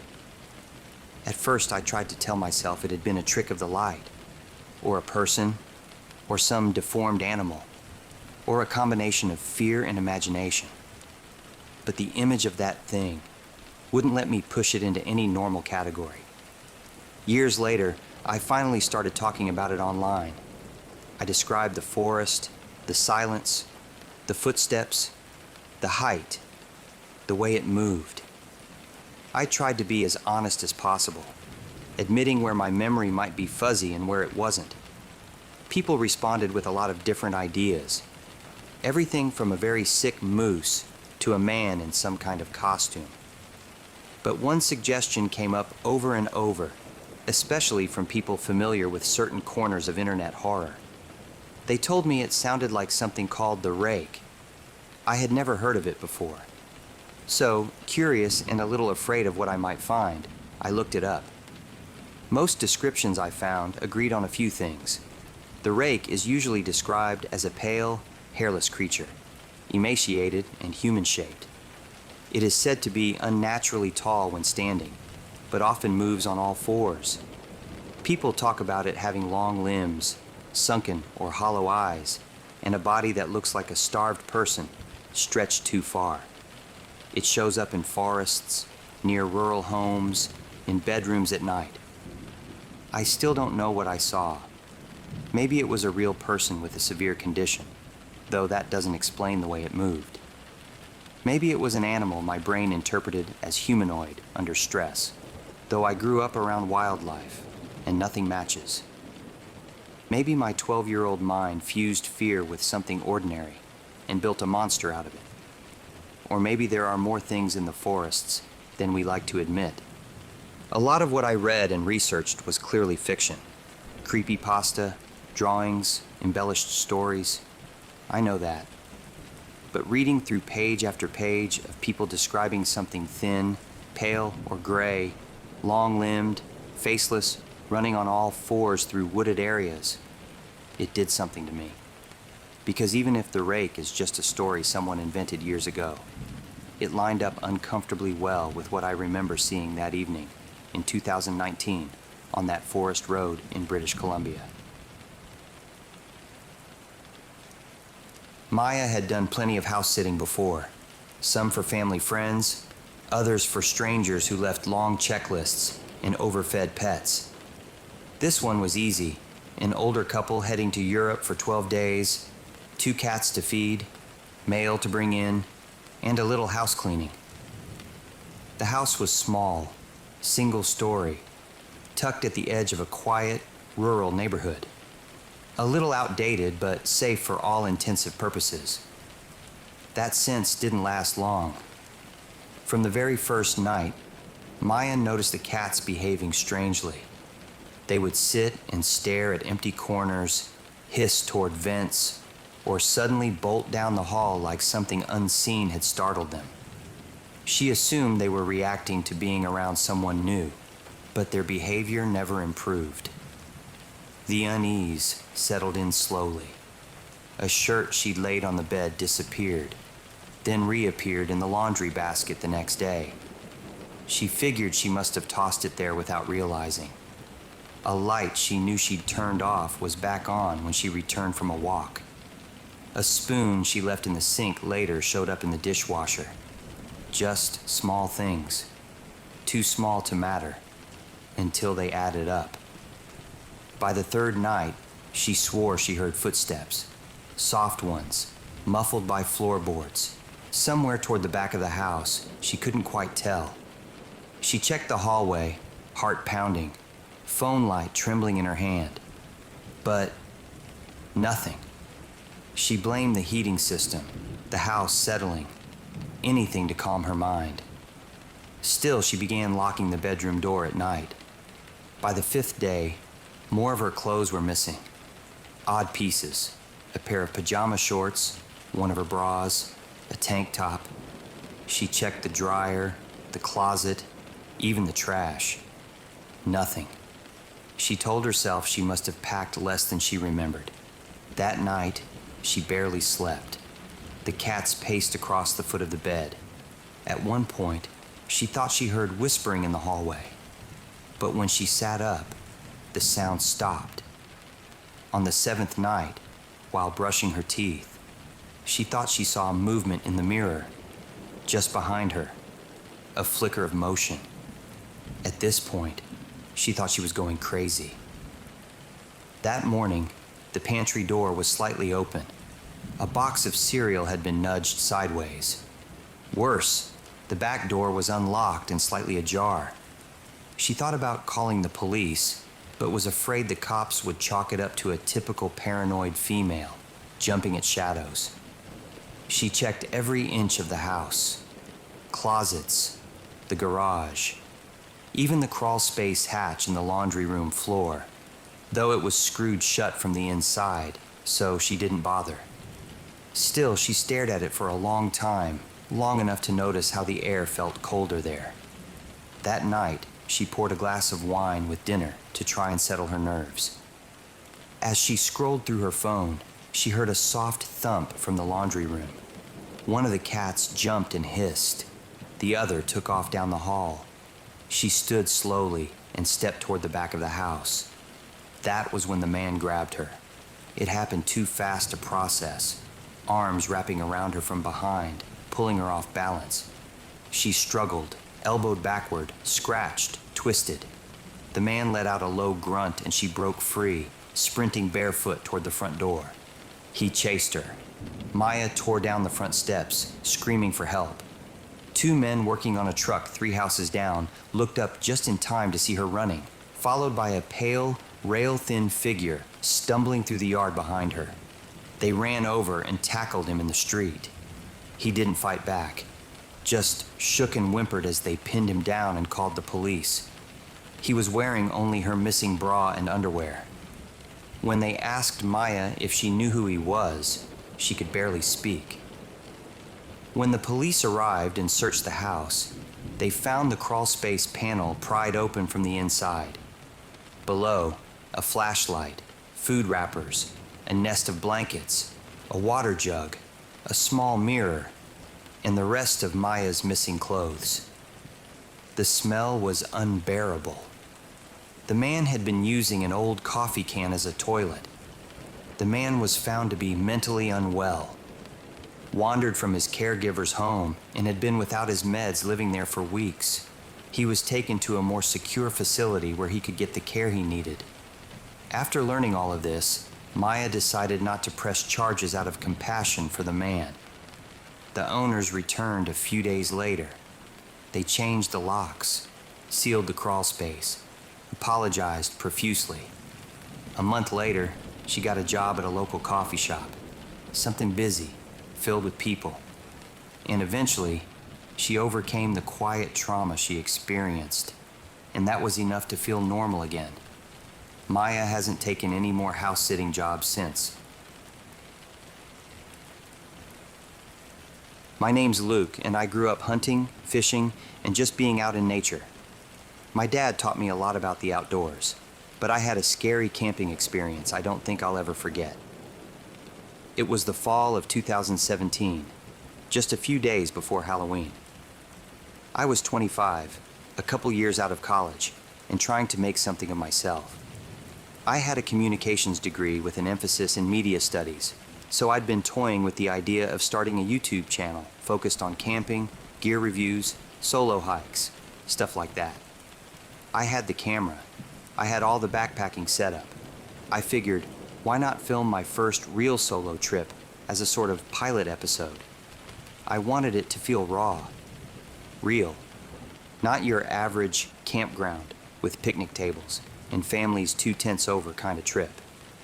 I needed seclusion, somewhere off the beaten path, if you will. I lived in Rochester, Minnesota at the time, so I picked the driftless area. For those who don't know, the driftless forest area is a stretch of rugged land across parts of Wisconsin, Minnesota, and Iowa that was never flattened by glaciers like most of the Midwest. That means deep river-carved valleys, bluffs, ridgelines, and endless forested pockets where you can go miles without seeing another soul. It's beautiful and unsettling at the same time. Like nature decided not to play by the rules there. I chose a spot that wasn't on any official trail, something I'd found mentioned in an old backpacking forum. A user had posted about a clearing near a ridgeline deep in the forest where the stars were perfect and you could hear any and all wildlife in the distance. It sounded poetic, but I was dumb enough to go alone. Once I arrived, I locked up the truck and hit the trail with my pack over one shoulder. Almost immediately, The forest swallowed the sound behind me. No more distant road hum, no more metallic clink of the tailgate. Just the rhythm of boots on soft dirt and the whisper of trees swaying above. The trailhead was barely marked. Just a sun-bleached post with no readable sign, half tilted from rot at the base. Somebody had carved initials into the wood, probably decades ago, and the old directional arrow had peeled clean off. Still, the path was there if you knew where to look. Faint, narrow, the kind of trail that didn't see many feet anymore. It was colder than I expected. Not the dry, crisp kind of cold. This clung to your sleeves, sank down your collar. After the first incline, I could feel my breath catching up to me, little clouds forming with every exhale. The trees were thick, mostly pine, but some scattered aspen as I climbed higher. Their white trunks looked like bone, twisted and leaning, bare in places where bark had peeled off like old scabs. Deadfall lined the slope on either side. Some of it looked fresh. About a mile in, I stopped at a fork in the path, if you could even call it that. The left side faded quickly into underbrush, but the right led to an old weathered trail marker, or what was left of one. It had a rusted metal plate nailed to the top, but whatever had been written on it was long gone, worn down to blotches and oxidation. Deep gouges ran diagonally across the wood. I told myself it was weather, but even as I stood there staring, something about it felt deliberate, like claw marks or symbols. I pressed on. At one point, I heard something big shift in the trees off to my right. Then stillness. I stopped, my ears strained to catch the direction. But whatever it was, it didn't move again. I kept walking. About a quarter-mile later, I stopped and pulled out my camera. I figured I'd film a quick journal entry while I caught my breath. I wanted to talk about why I was doing this, why solo camping meant something to me. I told the camera it wasn't for clout. I wasn't trying to be the next flashy wilderness influencer or anything. I just wanted space, time away from people, from pressure, from all the noise that piles up during the week. I talked about my dad a little, how he used to bring me out to places like this when I was younger. Not this remote, but similar. We'd fish or just walk trails. And something about those memories stuck deeper than I realized. I said I wanted to capture that again. Some piece of that calm. Maybe share it. I paused then, staring off into the trees, letting the camera run for a few extra seconds before shutting it off. A breeze stirred the branches above me. It sounded like breathing. That was the moment I started to feel watched. I shook it off and kept going. The sun had shifted now, dropping just enough to tint everything with that early golden edge. And that was when I reached the creek. It wasn't high by any standards, despite the amount of rain we had that year. Once across, it took me the better part of the afternoon to reach my destination, maybe 5 or 6 miles in, and the last stretch was off trail, just following game trails and checking my GPS against a satellite image I had saved. The trees were starting to thin out when I finally found the clearing, and it was incredible. Dead silent. Cool, crisp air. Fallen leaves. No drone sounds of far-off highways. Just me and nature. I spent the rest of the daylight setting up camp, filming everything as I went. Tent placement, camp stove review, gear talk, that kind of thing. I even did a little intro talking into the camera about how this was going to be my new thing. Campscape, I had called the channel. By sunset, I had a fire going, some canned stew bubbling, and my camera mounted on a tripod, catching the glow of the flames. My breath came out in soft clouds as the temperature dropped fast, like it always does in those valleys. Still, it felt peaceful, like I'd done something right. Around 10 p.m., I crawled into my sleeping bag and started reviewing footage, trashing unusable clips. That's when I first heard it. Crunch. A single footstep. Clear as day. Not a deer. This was deliberate. Weight. Pressure. Human. I froze, staring at the nylon wall of my tent. I hadn't even zipped the fly shut yet. I slowly turned the camera on, whispered into it that I heard a noise that sounded like a footstep. I crawled forward, peeking out the tent flap with my flashlight. Nothing. Just the soft glow of the dying fire and the trees swaying gently in the windless dark. Maybe I imagined it. Maybe it was an acorn dropping, I told myself. I zipped the flap closed and laid there, trying to relax. Then I heard it again. Crunch, crunch, crunch. 3 steps this time, heavier. I turned the camera on again and whispered, trying to document it like it was still just part of the show. But my voice was shaking. A minute passed, then 5. Silence again. Just as I was about to exhale and say, "Screw it, I'm being paranoid," I heard something else. A second set of footsteps, this one coming from a different direction. Then a third. All slow, purposeful, crunch, shuffle, crunch. I shut the camera off. My fear was rising, and I didn't want to document anymore. I wanted to know who or what was out there.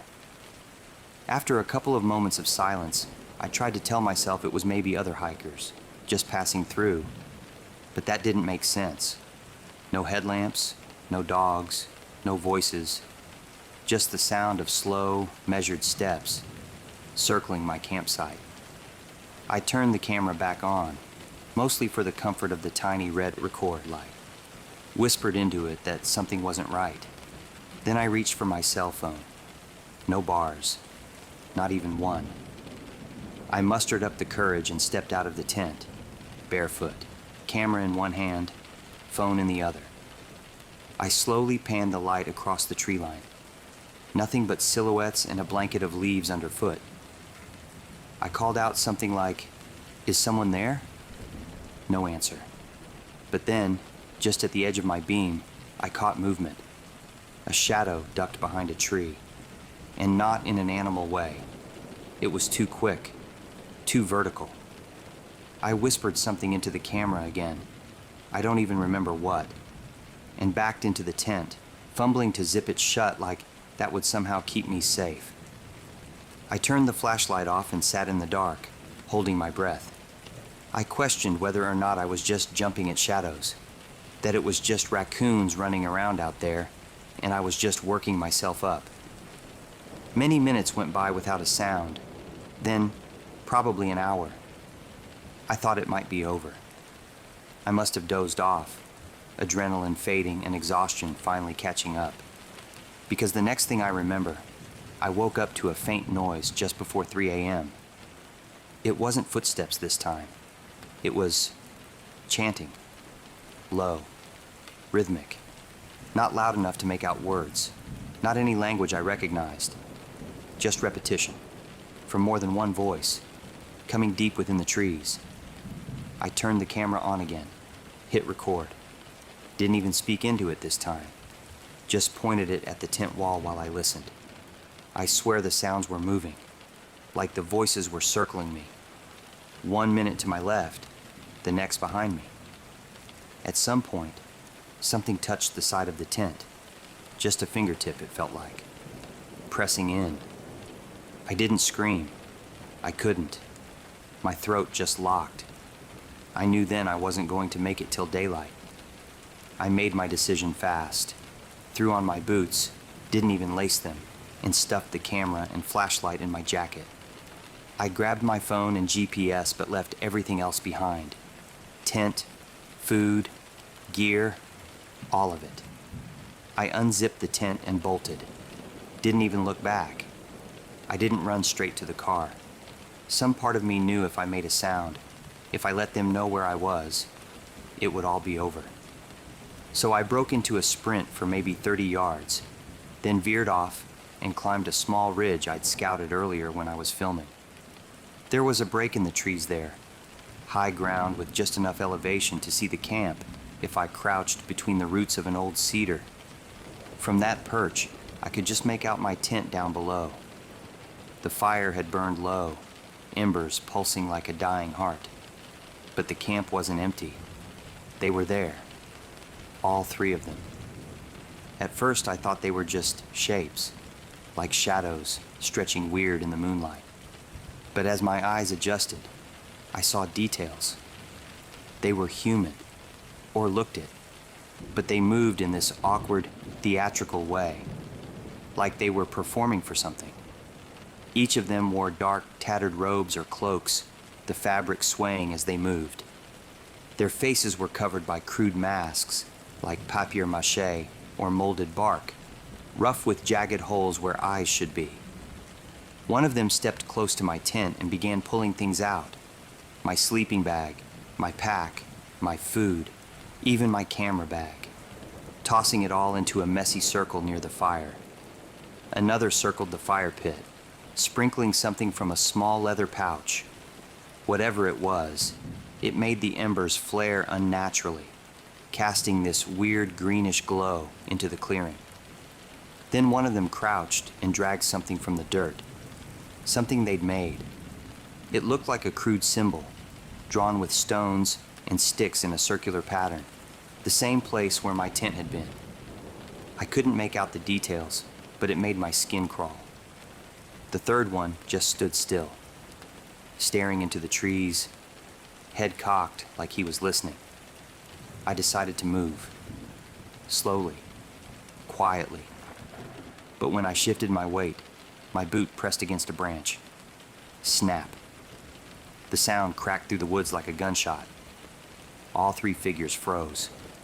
I ducked instinctively, heart punching my ribs. I waited. 10 seconds. 20. No sound. Then I peeked again. They were looking up the ridge, right at me. They couldn't possibly see me in the dark, but somehow they knew. The one with the pouch raised an arm and pointed toward my side of the ridge. No words. Just this awful, slow gesture. Then the others started climbing. They climbed faster than I expected. Their movements were wrong, jerky at first, then suddenly quick and smooth, like marionettes pulled by invisible strings. I turned, ran hard, and didn't stop. My flashlight beam bounced wildly off the trees as I cut through underbrush and thorns. I slipped twice, cut my arm on something, twisted my ankle. Somewhere behind me, I heard them running too, not yelling, not calling out, just footsteps, more than one set, gaining. I found the game trail by memory, scrambled down an embankment, crossed a shallow creek, and kept moving. I didn't stop until I saw the soft glow of a trail marker where I'd come in the day before. I was shaking, cold, but alive. I made it back to my car and peeled out of there like I was being hunted, which maybe I was.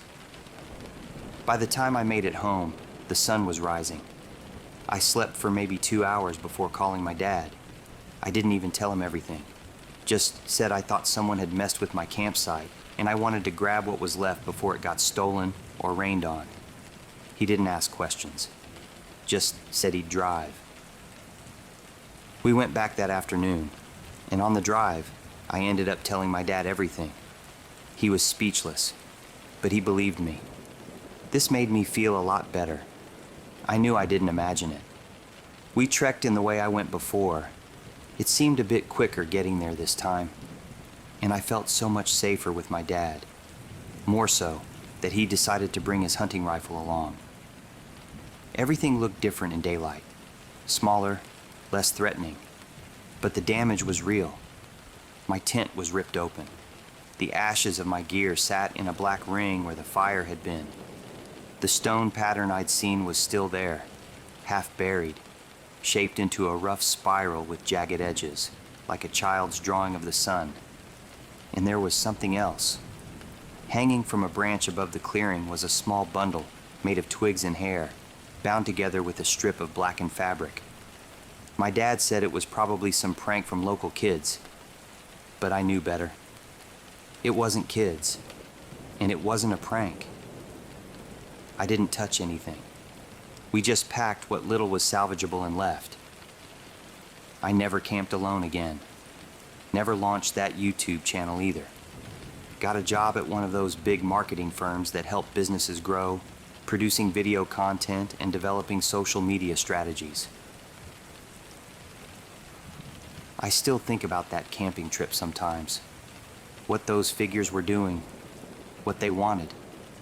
Whether it was a ritual, or a warning, or maybe an invitation. If I'm honest, I really don't ever want to know.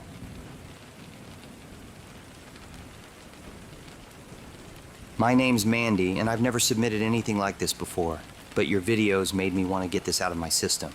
This happened in 1986. I was in my early 20s at the time, living in an apartment in the suburbs of Cleveland, Ohio, with my best friend Amber at the time. We were both just out of college and working low-level jobs, sharing rent and living off microwave dinners and cigarettes. That Halloween, we decided to throw a costume party with other tenants on our third floor. Kind of a community party, if you will. Nothing too crazy, just some co-workers, friends, neighbors, a few people we hadn't seen since high school. We even printed up little flyers and left them on a couple of cars around the apartment complex. That might have been a mistake. The party was actually pretty fun.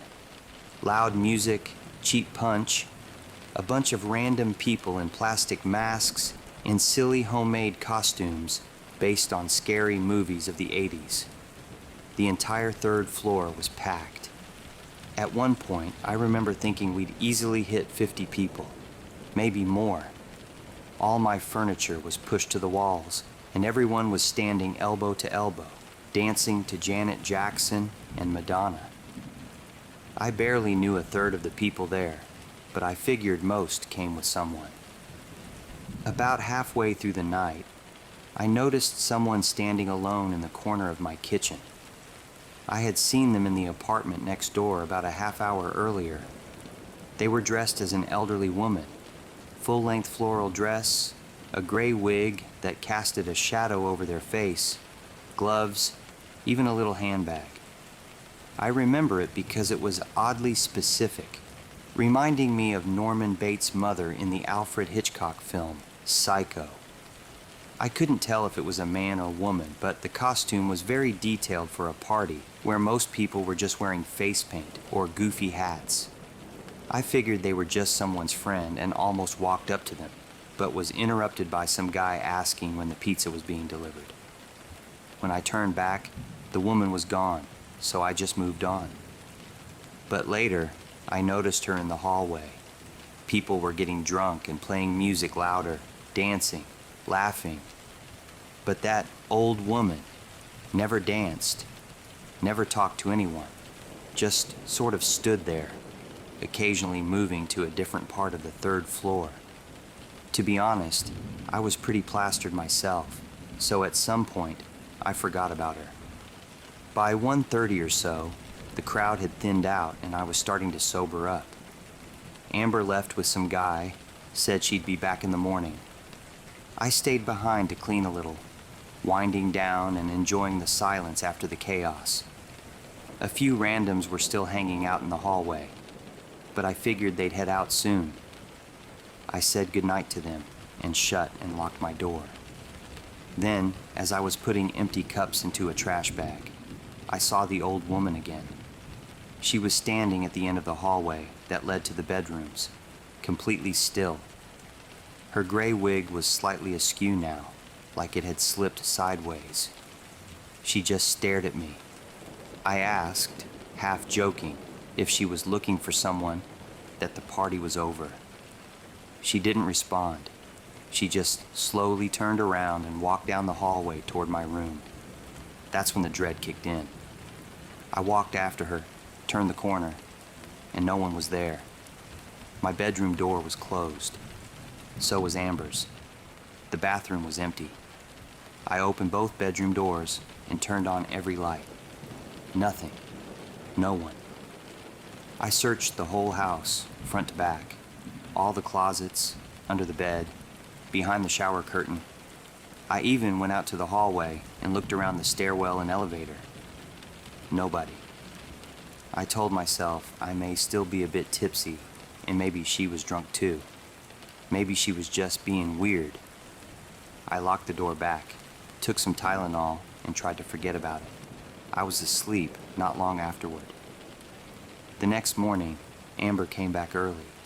I heard her stumble into the apartment just after 6, and by the time I wandered out of my room in a hoodie and socks, she was already in the kitchen starting a pot of coffee. Neither of us said much at first. Just that kind of quiet you sit in, being hung over. She handed me a mug, and we both sipped coffee and debriefed about the party, chuckling about funny stories of the night. That's when I remembered the woman.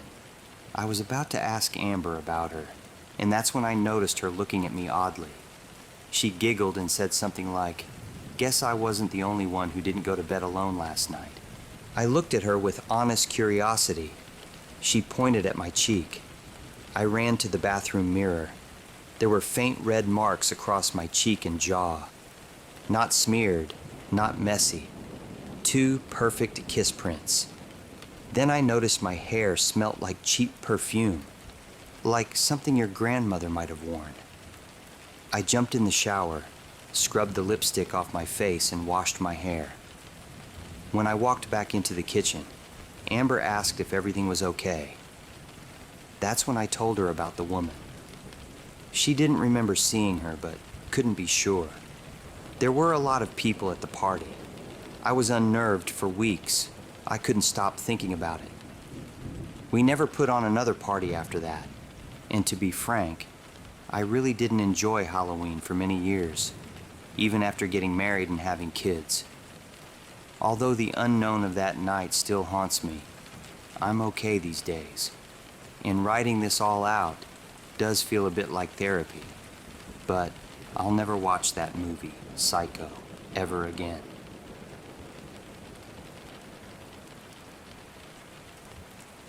The storm had started somewhere past Hinckley, and by the time he reached the city limits of Duluth, the sky had folded into itself, gray on gray.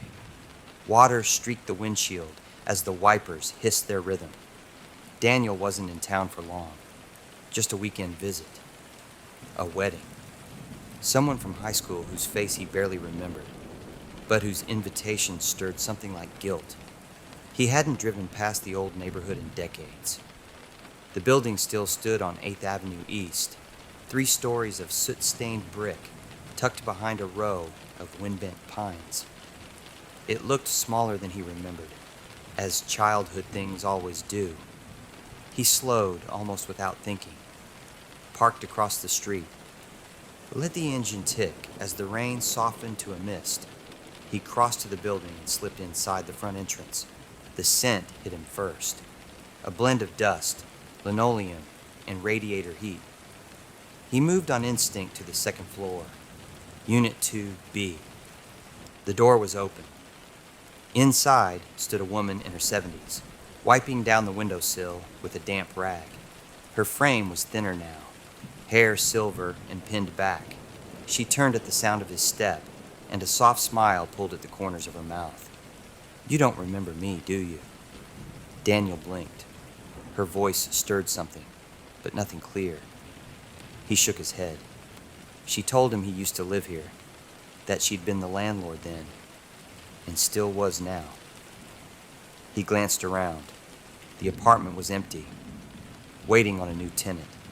She asked if he wanted to look around, said she didn't mind. He agreed. As he moved through the space, she asked how he'd been.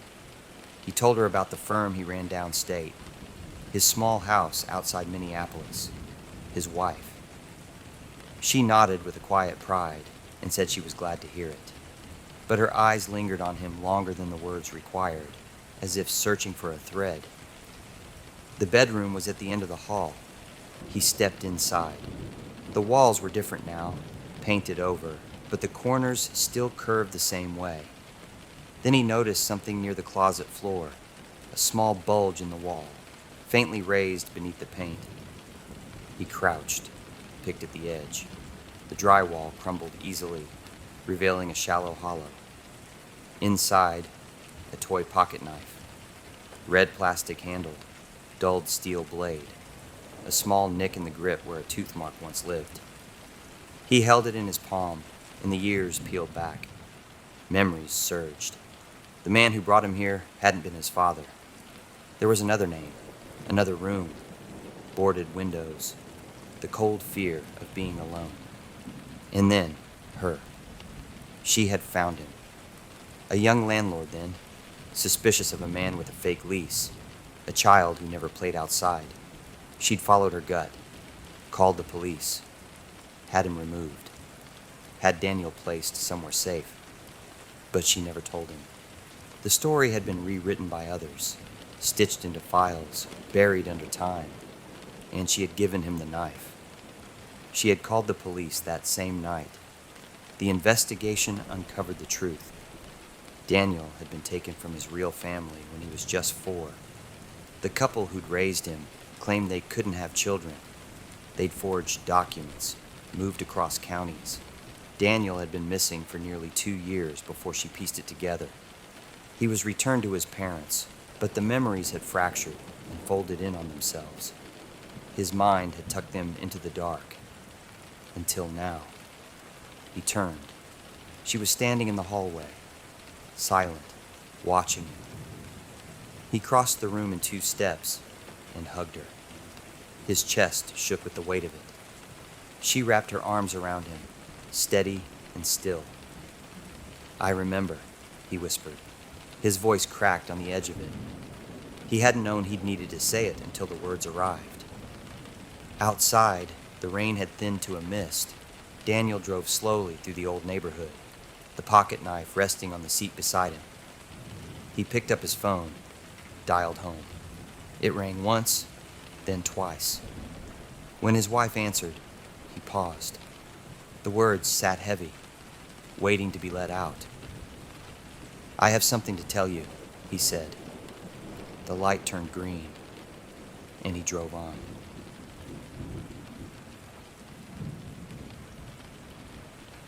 My name is Danielle, and I don't really know who else to share this with. This happened to me back in 2016, when I was living alone in a little rental house just outside Hickory, North Carolina. I've told a few friends over the years, but they always think I'm exaggerating, or worse, making it up entirely. But I know what I saw, and what I survived. But every Halloween it creeps back into my mind. So here's my story, as best as I can remember it. I was 29, working the night shift at a little roadside diner. It was the kind of place with sticky menus, a jukebox that barely worked, and regulars who ordered the same meatloaf every Tuesday. The hours sucked, but the tips were decent, and Reggie, the cook, always made me something extra to take home. That night was like any other. I clocked out around midnight, said goodnight to the crew, and grabbed my to-go box from Reggie. Pork chops, mashed potatoes, and green beans. The air was damp and cold when I stepped outside. I remember that. It was quiet in the parking lot, and my old Honda was parked at the rear end of the lot. The owner always asked us to park there to leave room up front for the customers. I didn't hear anything weird, yet. Just the usual shadows under the trees. The drive home was uneventful, other than noticing I still had a red hair clip in my hair that I had borrowed from a coworker. I placed it in the cup holder so I wouldn't forget to give it to her the next time I saw her. When I arrived at my old one-story house, set back from the road, I remembered the porch light had burned out a few days earlier, and I hadn't gotten around to replacing it. So I pulled into a patch of darkness, headlights sweeping across the front of the house. I grabbed my dinner from the passenger seat and used my cell phone light to light my path. Once inside, I locked the door behind me. I heard the heater click on, which was always a comforting sound. I kicked off my shoes, turned on the TV, and set the food down on the coffee table. It was around 12:40 a.m. A few minutes into a rerun of The Office, I heard a knock on the back door. I muted the TV with the remote and listened again. Another knock. The back door opened out to a small wooden deck, half rotted and overlooking the tree line. You couldn't get there without walking through the side yard. Plus, the motion light hadn't triggered. Another knock, slow, deliberate. I set my plate down and crept toward the kitchen, staying low and quiet. The back door had a curtain over the window, thin enough that I could see the shadow of someone standing there. I grabbed the biggest kitchen knife I had. In hindsight, that was probably the most scary movie, cliché thing I could have done. Then I pulled the curtain aside just enough, and I swear to God, there was a man standing there, wearing a creepy clown mask. Not the plastic kind. It looked handmade. White face, red triangles under the eyes, and big yellow tufts for hair. The rubbery mouth was painted into a huge, crooked grin. He didn't say anything. Didn't move. Just stood there, gripping a rusted axe in both hands. I backed away, scrambled for my phone, and called the police immediately. I could barely speak.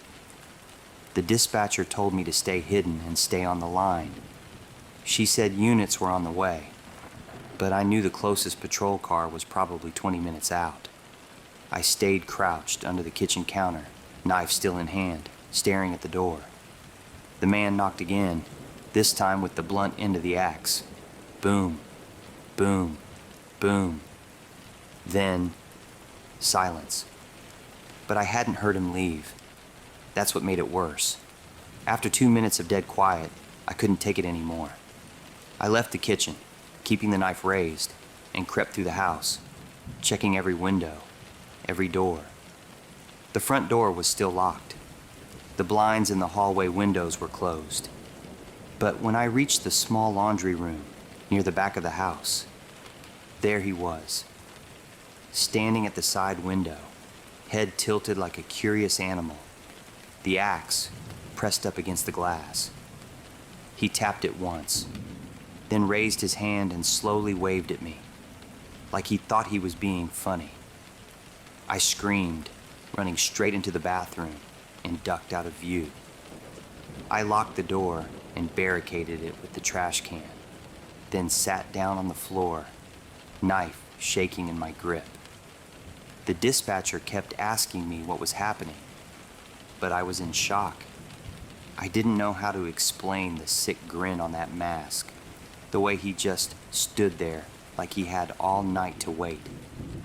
A few minutes passed. Then I heard footsteps outside. I couldn't tell if they were real or just my mind turning shadows into noise.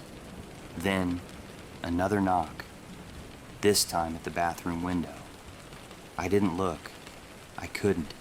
I just slid down to the floor and started crying. The dispatcher said the police were approaching. I crawled out, heart pounding, and made my way back to the living room. I turned on every light, but outside was pitch black. That's when I saw the police lights approaching. My heartbeat finally started to slow. When the cops showed up, he was long gone. They checked the area, found nothing. No tracks in the yard, no signs of forced entry. One officer asked if I might have imagined it. Typical. I didn't stay home that night. Instead, I called the server who had given me the hair clip and told her what happened. She let me stay with her for a couple of days until I could figure out what I wanted to do. But the police said those kinds of offenders, or pranksters, don't usually return once the cops get involved. So I mustered up the courage to go back home. But that didn't last long. A week later, when I arrived at work, I went to put my jacket and purse in my locker before my shift. When I opened it, my soul dropped to the pit of my stomach. Sitting right there inside, taped to the door, was a Polaroid photo of me in my car that same night, just before driving home. I knew this because I could see the red hair clip in my hair I had borrowed.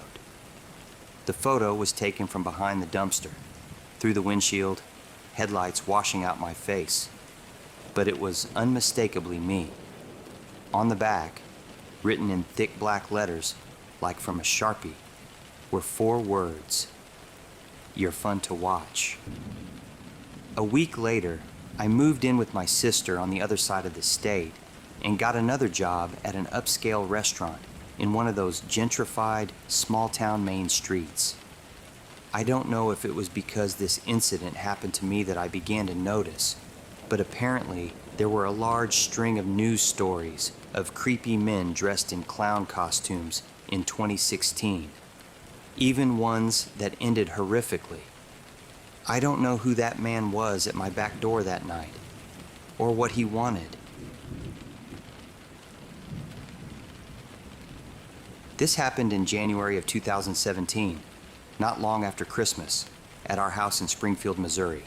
I lived there with my wife and our 2 kids. We had just finished taking all the Christmas decorations down. The tree, the lights, everything. Most of it gets stored in the attic space above our garage.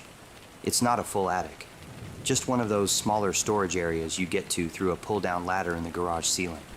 Low clearance, insulation everywhere. A few nights after we put everything away, I was downstairs in the living room after everyone had gone to bed, half watching TV, half on my phone. That's when I heard it. A noise from the garage. Just a light bump. I remember pausing the TV and sitting there for a second, listening. Nothing else. I told myself it was probably something shifting. We had just moved a lot of boxes around up there. Something settling didn't seem weird. Still, I got up and checked. I opened the door to the garage and flipped the light on. Everything looked normal. Storage along the walls. Nothing knocked over. I stood there for a few seconds, just scanning the space. Then I shut the door and went back inside. About 10 minutes later, I heard it again. This time louder. Not a bump. More like something being dragged. I froze for a second, then muted the TV again. The sound stopped. That was the part that stuck with me. Like whatever made it knew I was listening. I went back into the garage again, checked everything a second time, same as before. Nothing out of place. I looked up at the attic hatch, closed, exactly how I left it. I told myself I was overthinking it. Sometime in the middle of the night, I woke up. I don't know what time it was, but I heard it again. This time, it was clearer. It wasn't coming from the garage floor. It was coming from above it. A slow, shifting sound, like weight moving across wood. I sat up in bed and just listened, trying to figure out what I was hearing. Then I heard something else, a soft thud from the attic. That's when it stopped feeling like the house settling, because nothing up there should have been moving. I got out of bed and walked into the hallway, looked toward the garage door at the end, just stood there. I didn't open it. Something in me didn't want to, so I went back to bed, and I didn't sleep much the rest of the night. The next morning, everything felt normal again. Kids running around, breakfast, us getting ready for the day. It almost felt stupid thinking about it, until I went into the garage and saw the attic hatch, slightly open, not all the way, just enough to notice. I stood there staring at it, trying to remember if I closed it completely after putting the decorations up. I was pretty sure I did. I pulled the ladder down, climbed up, and looked inside the attic. At first, everything looked the same. Boxes stacked where we left them. Bins of decorations. Nothing obviously out of place. I scanned the space for a few seconds longer than I needed to, trying to find something that didn't belong. But there was nothing I could point to. Nothing obvious. So I climbed back down, closed the hatch, and stood there in the garage for a minute, feeling stupid for even checking. That feeling didn't last long. That night, after everyone went to bed, I stayed up. Around 1 a.m., I heard it again.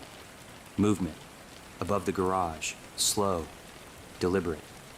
I walked quietly down the hallway and stopped at the door to the garage. And that's when I heard it.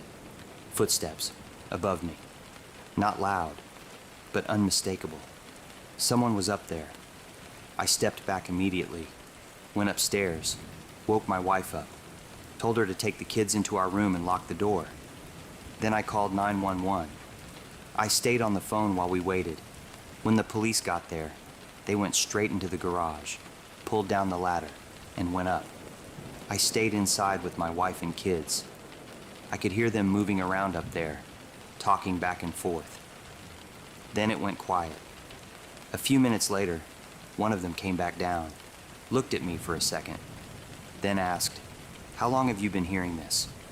I told him. He nodded slowly, then reached behind him and brought something forward. It was a pillow. At first, I didn't recognize it. It just looked like any pillow. Then I saw the case, and my stomach dropped. Because it wasn't just any pillow. It was my son's.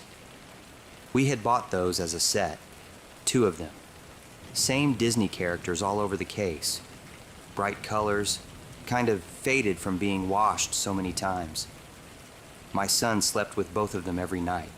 And the thing is, that pillow had definitely not been in the attic, which meant whoever had been up there had come into the house while we were gone. This unsettled me. The officer told me they found signs someone had been staying up there. Food wrappers, water bottles, that pillow, but no one was there. There's a vent opening along the side of the garage roof, big enough for someone to squeeze through. Said they had to have gotten in that way. I didn't say anything. I just stood there, staring at that pillow in his hands. Because at that point, it wasn't about the attic anymore. It was about how long they'd been living in there, and that they could have entered the house in the middle of the night, at any time. This still shakes me to the core every time I think about it.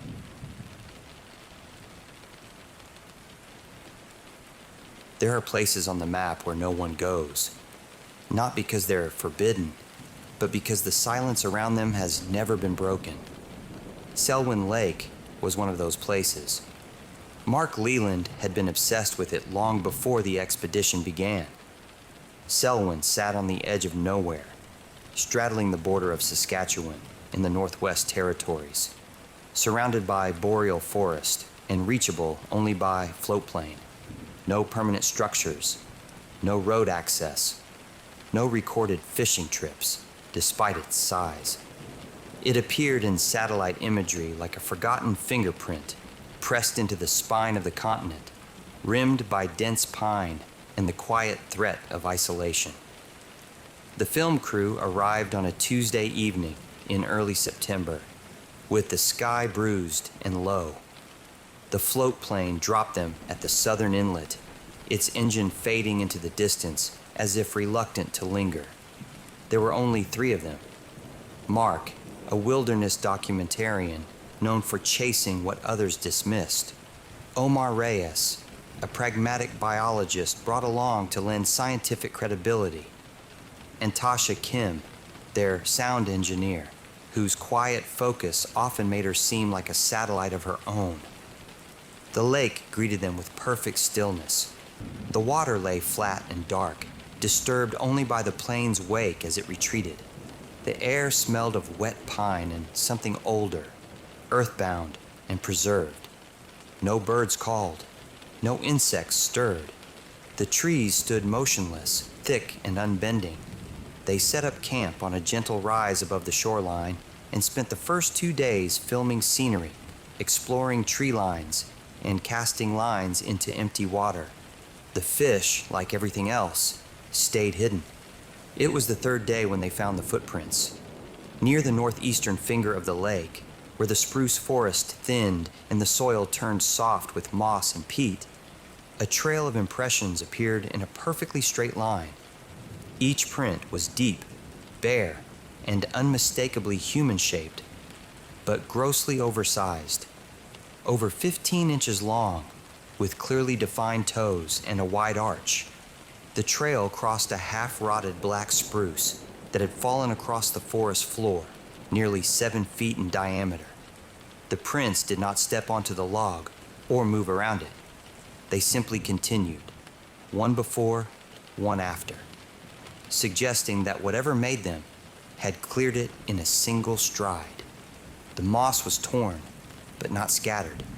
The weight distribution in each step was consistent. There were no claw marks, no dragging. Omar had theories about bears, about double prints, about misidentification, but none held up to measurement. The stride length alone, nearly 4.5 feet, defied logic. It was neither hoax nor mistake. Something large had passed through there, something upright. Tasha remained quiet as they studied the trail. She set up her field microphones that evening with a steady efficiency, placing 2 omnidirectional mics on tripods just beyond the clearing. She calibrated their sensitivity and left them powered on through the night, hoping to catch ambient noise, maybe distant wildlife, maybe something else. By the next morning, day 4, Tasha was gone. Her tent remained zipped, her boots neatly inside, her parka too untouched. One of the microphones had been knocked over, its casing cracked and half buried in soft earth. The other was missing altogether. The men searched for hours. The shoreline, the shallow woods, the boggy perimeter of the inlet. Her name echoed into the trees, but nothing came back. The air remained heavy and still, as if sound itself had been swallowed. That night, they sat by the fire with their backs to each other. Around midnight, the silence broke, first by a low, pulsing whoop far out beyond the tree line. It rose in pitch, then dropped abruptly, like a long exhale through a hollow throat. The sound had weight. It vibrated the air in their lungs and the soil beneath their boots. Then came silence again, thicker now, as if in anticipation. The following morning, day 5, they searched again. Slower this time. There was no sign of struggle, no hint of a trail. But they noticed something new, a scent that hadn't been there before, musky and sharp, like wet dog and decaying cedar. It clung to the underbrush near the perimeter of camp and vanished just as quickly as it arrived. By late afternoon, with the sky beginning to churn overhead, they triggered the emergency beacon. The float plane arrived the next morning, Sunday, day 6. The pilot, an older man with eyes that didn't linger, said little as he loaded the gear. When asked about the area, he avoided the question with practiced silence. His posture changed subtly when they mentioned the footprints, the recordings, and Tasha's disappearance. He did not ask what they had seen. He did not ask if they were sure. But his unease settled in the space between his words. It was the kind of quiet that came from experience, not ignorance. They returned to the States, shaken and incomplete. Tasha's family did not accept her disappearance as final. They paid for multiple search teams. Float planes came and went. Cadaver dogs were flown in. Sonar was used to sweep the lake's edges. The surrounding forest was mapped, sectioned, and combed. But nothing was ever found. Not a jacket, not a footprint, not even the missing microphone. The lake kept its secret. The only thing left behind was a corrupted audio recorder, its card cracked and unreadable, and a set of still photographs showing the footprints they had discovered on day 3. No video was ever recovered. No camera had caught what the trees had taken.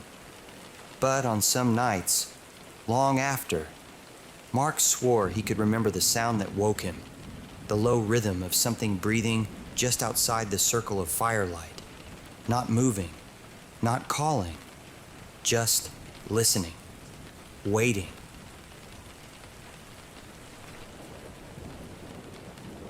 My name's Alex, and I haven't told this story to anyone in over 20 years. I was around 8 when it happened, maybe 9. Just old enough to sleep in my own room and be proud of it, but still young enough that I'd leave the hall light on and pretend I wasn't scared of the dark.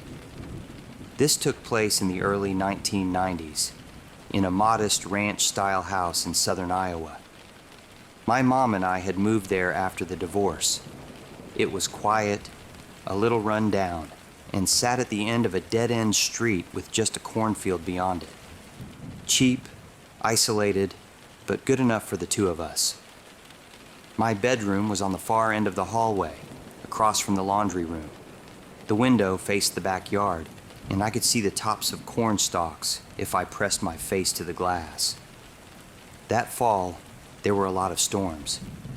Power outages were common. One of them happened on a Sunday night in October, just before Halloween. That evening, the power went out.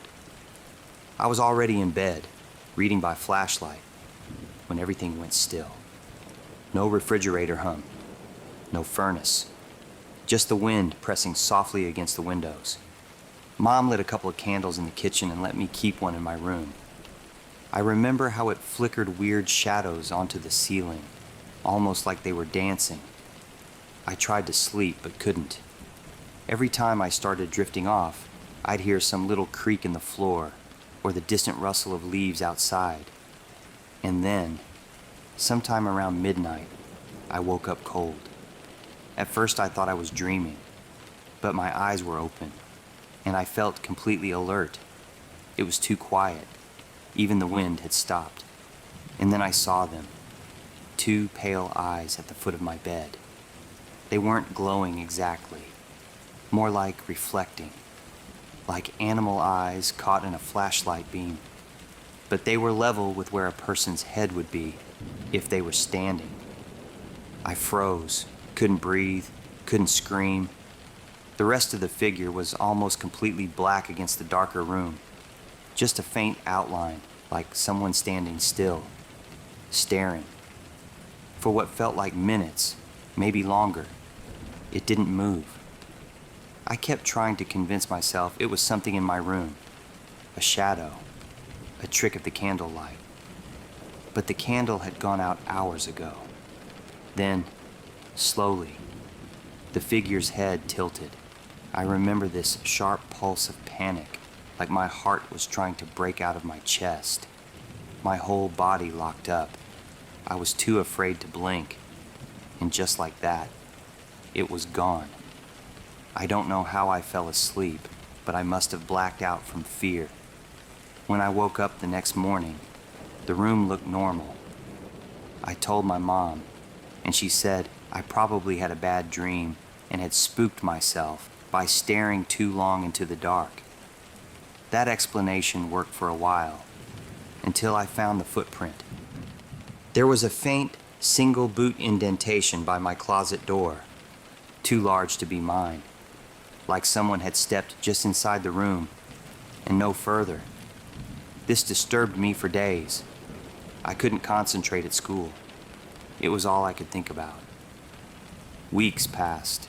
Halloween came and went. I avoided facing the closet when I slept, until one night in November. Another storm, more wind. The power cut out again around midnight. I was in bed, staring at the ceiling in the darkness, when I heard it. Soft footsteps. One step, pause, another step, coming down the hallway. Then they stopped, right outside my door. And then I heard breathing, not loud, but unmistakably heavy, and close. I didn't move, didn't even pull the covers over my head. Just laid there, paralyzed, waiting. Then something scraped against the door, like fingernails. And then, just like before, silence. The next morning, I told my mom everything. She looked skeptical, but followed me to the door. There, on the outside, were 3 faint scratch marks, parallel, like something had been dragged down it. I could tell it bothered her, and I honestly don't ever remember her looking that scared in her life. Nothing was stolen, no signs of forced entry, just my story and the scratches. About 2 months later, We moved. Mom said she'd found a better place closer to her work, but I always suspected it was because of what happened. She never admitted it, though. Years later, when I was in high school, I was in the garage looking for the tennis rackets when I found one of my old storage boxes. Inside was a stack of drawings I'd done. Monsters, shadows, big eyes. My heart raced at the memory. It was a sketch of the dark figure I saw at the foot of my bed that October night. Just a shape with 2 blank circles where the eyes should be. But the proportions were right. The tilt of the head, even the way it stood, half inside the shadows. I remember the fear behind it, how real it felt, how real it still feels. Even now, I know something or someone was really there.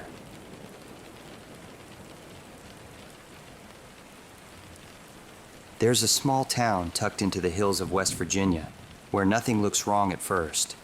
New families move in, kids grow up, houses change hands. But the older residents still follow one simple rule they don't discuss openly and never explain. Just past the tree line at the north end of town, there's a creek, and no one crosses it. Most people in town grow up knowing where they're allowed to roam and where they're not. It isn't written down anywhere. There are no signs, no fences, nothing to mark the boundary, except the way conversations change when someone mentions the north end of town. Children learn early which paths lead somewhere and which ones quietly don't. By the time they're old enough to question it, the habit has already set in. The creek becomes background, a place you pass near, not a place you go. It usually happens without raised voices. Someone will mention the creek the way they might mention a shortcut or a fishing spot, and the response comes a beat too fast. A parent changes the subject. A teacher redirects the conversation. A neighbor laughs it off and says there's nothing over there worth seeing. The moment passes, but the message lands.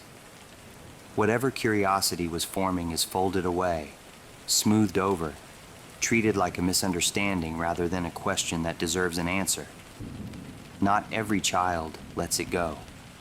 There's always one who pauses instead of nodding, who looks back toward the trees after being told there's nothing there. They ask again later, phrasing it differently, waiting for the answer to change. When it doesn't, they start paying attention.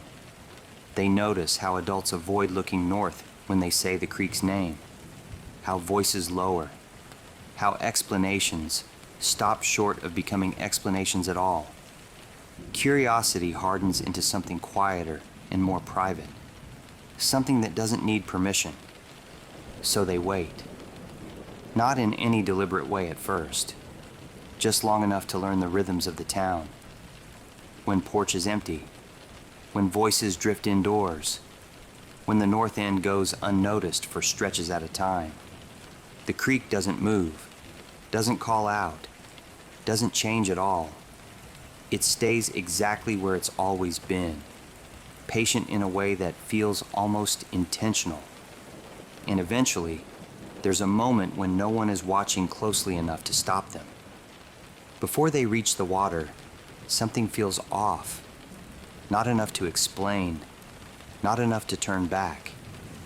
The air seems heavier near the bank, as if the trees are holding it in. Sounds from town thin out, replaced by the soft, unsteady noise of the creek moving over stone. The child hesitates, looking back once, without knowing why, to see someone there. No one is, so they step forward. The water is shallow, cold, ordinary, and then they cross. It isn't the other side that feels different. It's the way back. When the child turns, the creek looks the same, but the space they just came from doesn't line up the way it should. The tree line seems farther away than it was moments ago. The sounds from town don't return all at once.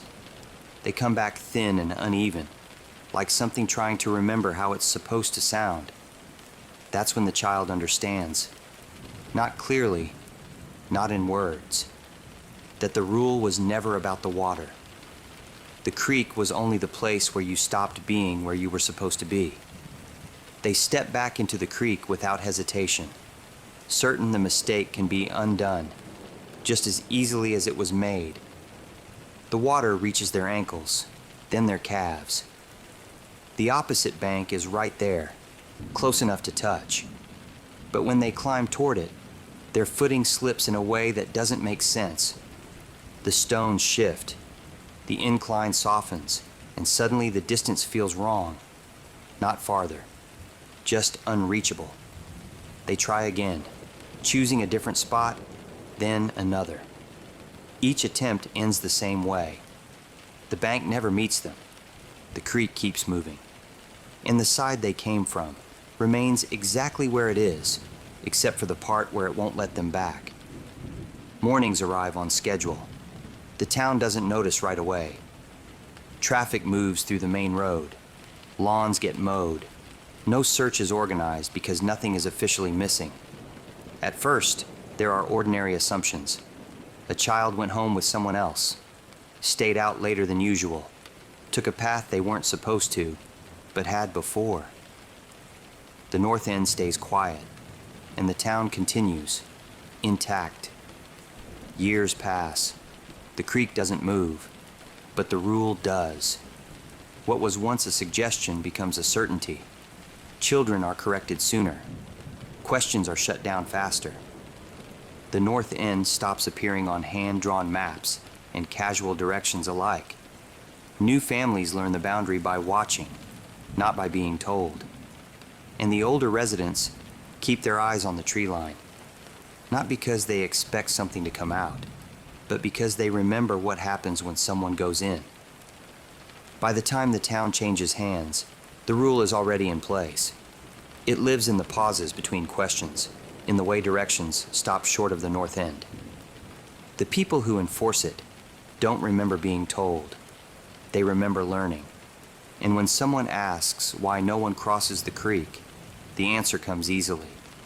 Not as an explanation, but as a certainty. There's nothing over there. Nothing you need. And the town stays the way it is. Because everyone knows where not to go.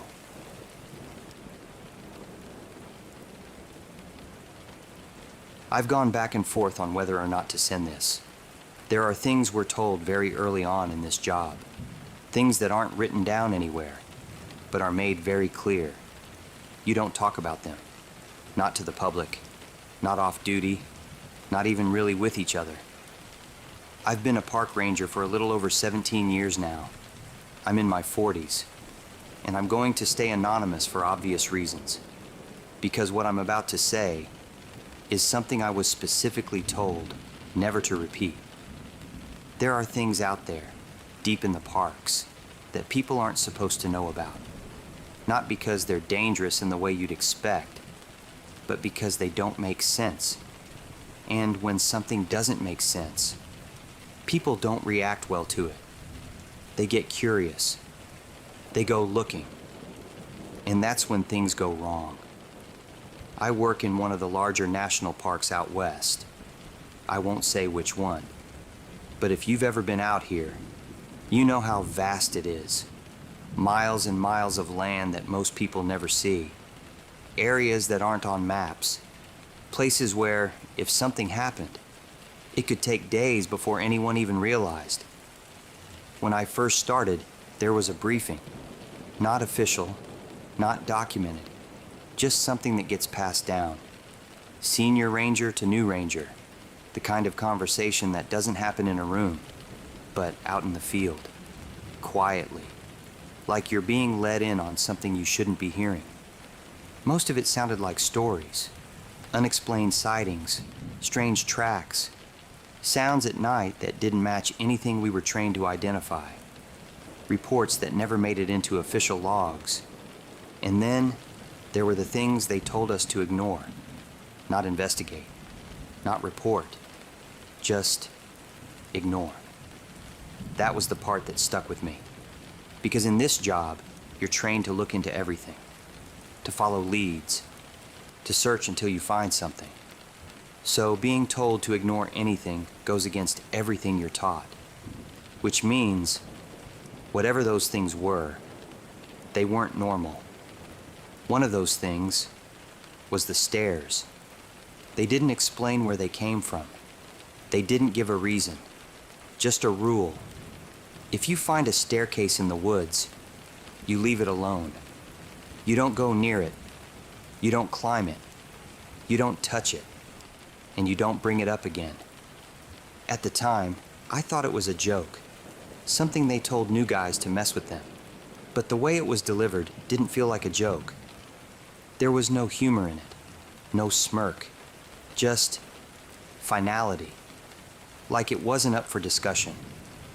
I remember asking one of the older guys about it later, just casually, trying to get him to admit it was a prank. He didn't laugh, didn't even look at me. He just said, "If you ever see one, you'll understand." And then he changed the subject. It was about 6 years into the job. We were out on a search. Missing hiker, male, mid-30s, experienced, which made it worse, because people like that don't just vanish. Last known location was deep in a section of the park most visitors never reach. No marked trails, no cell service, just dense forest and uneven terrain. The kind of place where everything starts to look the same after a while. We were moving in a loose line, spaced out enough to cover ground, but close enough to stay within shouting distance, calling his name every few minutes, listening for anything, movement, response, anything at all. That's when the guy ahead of me stopped, didn't call out, didn't signal, just stopped. And that's not something you do on a search unless you found something. So I closed the distance, moved up behind him, and followed his line of sight. And that's when I saw it. At first, my brain didn't register it, because it didn't make sense. It looked like something that had been cut out of a house and placed in the middle of the forest. A staircase, wooden, about 15 steps, leading up to nothing. No platform, no structure, no foundation, just stairs, sitting there like they belonged. And that's what bothered me the most. Not that they were there, but how normal they looked. They weren't decayed. They weren't overgrown. No moss, no rot, no sign they had been out there for years, which they had to have been. There was no path leading to them, no signs of construction, no debris, nothing. Just a clean staircase in the middle of miles of untouched forest. I didn't say anything at first, just stood there, trying to make sense of it. And then I remembered. The briefing, the rule. I looked at the guy in front of me. He already knew. I could tell by the way he was standing. Not confused, not surprised, just still. Like he had seen one before. He turned slightly, just enough to speak without taking his eyes off it. And he said, "We're not logging this. We're not going near it. We're moving around it. Right now. No hesitation. No discussion. Just instruction." And the tone he used, that was the moment it stopped feeling like a story. We started moving again, widened our path, giving the staircase a wide berth. No one spoke. No one looked back. And for a few minutes, everything was normal again. Just the sound of boots through brush, branches shifting, the usual noise of being out there. And then we heard it. At first it was faint, so faint I thought I imagined it. A voice, distant, calling out. It sounded like a woman, weak, strained, like she had been yelling for a while, asking for help. Help me! I need help! It was coming from deeper in the trees, past the direction we were heading, and every instinct I had, every part of my training, told me to go toward it. That's what we do. You hear someone calling for help. You respond. Immediately. No hesitation. But no one moved. Not one of the other rangers reacted. Not even a glance. Nothing. I looked at the guy next to me, waiting for him to acknowledge it, to say something. Anything. He didn't. Just kept walking. And then, without looking at me, he said quietly, "Don't respond to it." That was it. No explanation, no urgency, just a statement. Like this was something he had said before. Like this was routine. And that's when it hit me. They had all heard it. And they were all ignoring it. On purpose. The voice came again. Closer this time. Clearer. Still calling for help. Still sounding human. But there was something off about it. The spacing. The tone.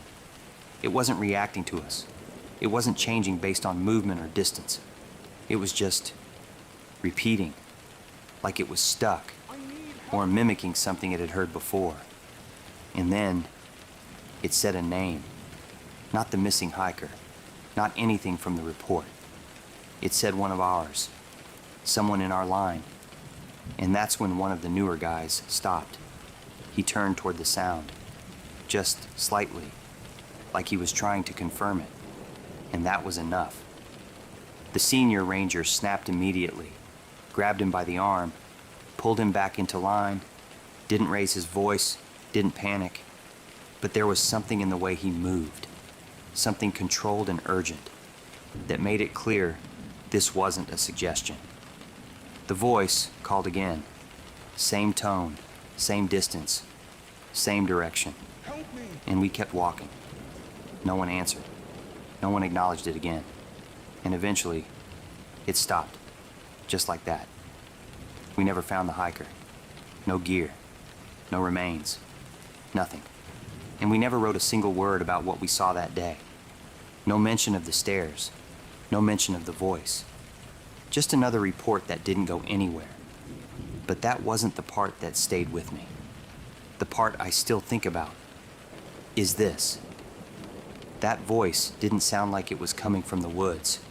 It sounded like it was coming from somewhere specific. Like it had a fixed point. And when I thought about where it was, where it seemed to be coming from, it lined up exactly where the staircase had been. That should have been the end of it. One strange detail on a search that didn't go anywhere. Something you file away mentally and move on from. And for a while, that's what I did. But once you see something like that, once you hear something like that, you don't really forget it. You just stop talking about it. This briefing was shared with an investigative reporter who had been pursuing a related story for many years. During an off-record meeting at the home of a retired military officer, the report was produced without explanation. The officer said the copy had been retained outside official channels after the incident was reassigned and buried. The reporter was allowed to scan the document on the condition that no names, unit identifiers, or locations be disclosed. Additionally, leaking the document to any media channels would result in unnamed consequences. This document has been described to come from a legitimate source and contains sensitive information originating from a black operations project named Silent Veil. According to the source, this directive came from a secret government program inside the intelligence community with no congressional oversight. What you're about to hear is that briefing, spoken directly from the copy that was preserved. Overview. This briefing documents the planning, execution, and aftermath of Operation Silent Veil, conducted in a remote mountainous region of South America. The operation resulted in 2 operator fatalities, the recovery of non-standard biological material, the transfer of recovered material to a secure facility within the United States. Public records related to this operation were reassigned under separate directive. Further distribution of this document is prohibited. Pre-mission context. The task group was assembled under short notice due to time-sensitive intelligence received through restricted channels. The selected unit had prior experience in high-altitude movement, mountain insertions, limited visibility operations. Local military and law enforcement forces were excluded from participation. No explanation was provided to the task group regarding this decision. Air support was limited by design. The operation was structured to resemble a standard personnel extraction to reduce visibility and external inquiry. Original mission objective. The stated objective was the extraction of a foreign national believed to be operating in an isolated high-altitude region. The team was informed that the subject had limited mobility. Hostile interference was possible. Environmental exposure posed a threat. No further details were provided. No mention was made of biological recovery, non-human entities, or experimental systems. Insertion and movement. Insertion occurred in the early morning hours via rotary aircraft at a forward landing zone. From insertion, the team advanced on foot toward the target area. Weather conditions were stable at insertion, but deteriorated rapidly as the team gained elevation. Movement was slowed by narrow passes, loose rock, reduced oxygen levels. No signs of civilian habitation were observed. Terrain description.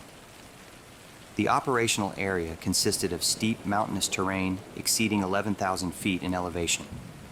Environmental features included sheer rock faces, dense cloud cover, unstable ground near cliff edges. Audible echoes were reported to behave inconsistently, with sound carrying farther than expected in some directions and dissipating rapidly in others. Change in mission directive. Approximately 2 hours after insertion, Command issued a verbal update. The original extraction mission was canceled. The new directive was described only as recovery of a biological asset. No clarification was provided regarding the nature of the asset. The team was instructed to proceed without delay. Pre-contact indicators. As the team approached the updated target area, multiple operators reported physical sensations inconsistent with altitude exposure alone. These included pressure in the ears without altitude change, low-frequency vibration felt through the ground, difficulty maintaining focus. No equipment malfunction was identified. Communications with command experienced brief delays, but remained functional. First visual contact. Visual contact occurred shortly after 0730 local time. The subject was initially misidentified as part of the terrain due to its size and lack of movement. This assessment changed when the subject stood and repositioned. At that point, it was clear the subject was not human. Distance estimates were revised multiple times during this phase. Subject observations.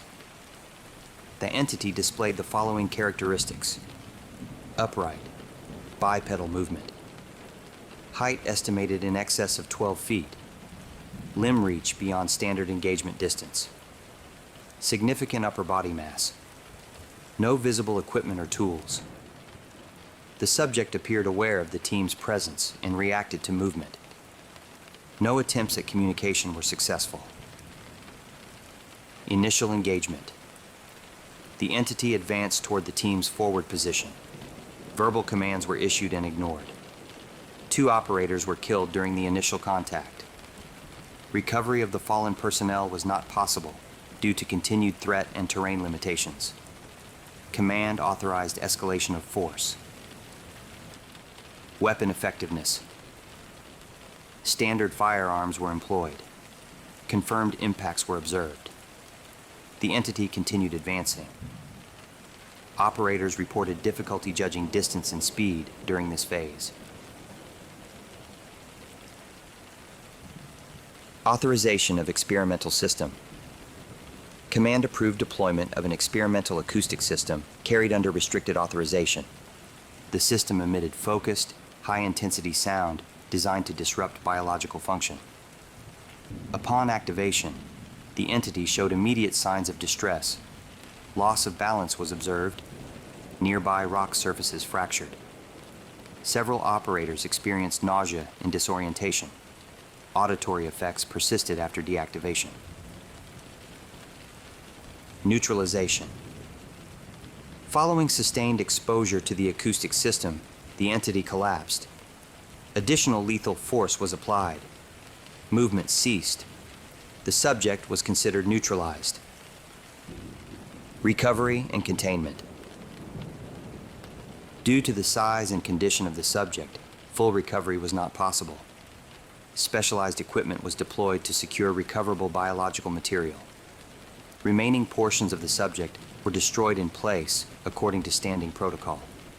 Local authorities were not notified. Extraction. Extraction was conducted under emergency conditions. Several operators required assistance due to balance and hearing impairment. One operator was restrained during extraction for safety reasons. Medical evaluations began during transit. Psychological and neurological observations. Within 24 hours of extraction, surviving personnel exhibited symptoms requiring documentation. Reported observations included persistent ringing in the ears, sensitivity to low-frequency sound, difficulty sleeping in dark environments, headaches triggered by silence. One operator reported waking repeatedly at the same time each night without explanation. Another reported difficulty judging distance in enclosed spaces. No formal diagnosis was recorded at this stage. Post-mission interviews. Post-mission interviews were conducted individually. Several inconsistencies were noted. Disagreement regarding the entity's distance at first contact. Conflicting estimates of encounter duration. One operator stated the subject appeared closer than recorded positions indicate. These discrepancies were documented without resolution. Further interviews were recommended, but not mandated. Fitness for duty evaluations. Fitness evaluations were conducted over the following weeks. Results varied. Outcomes included clearance for limited duty, temporary reassignment, recommendation for early retirement. One operator declined further evaluation. No disciplinary action was taken. Transfer of recovered material.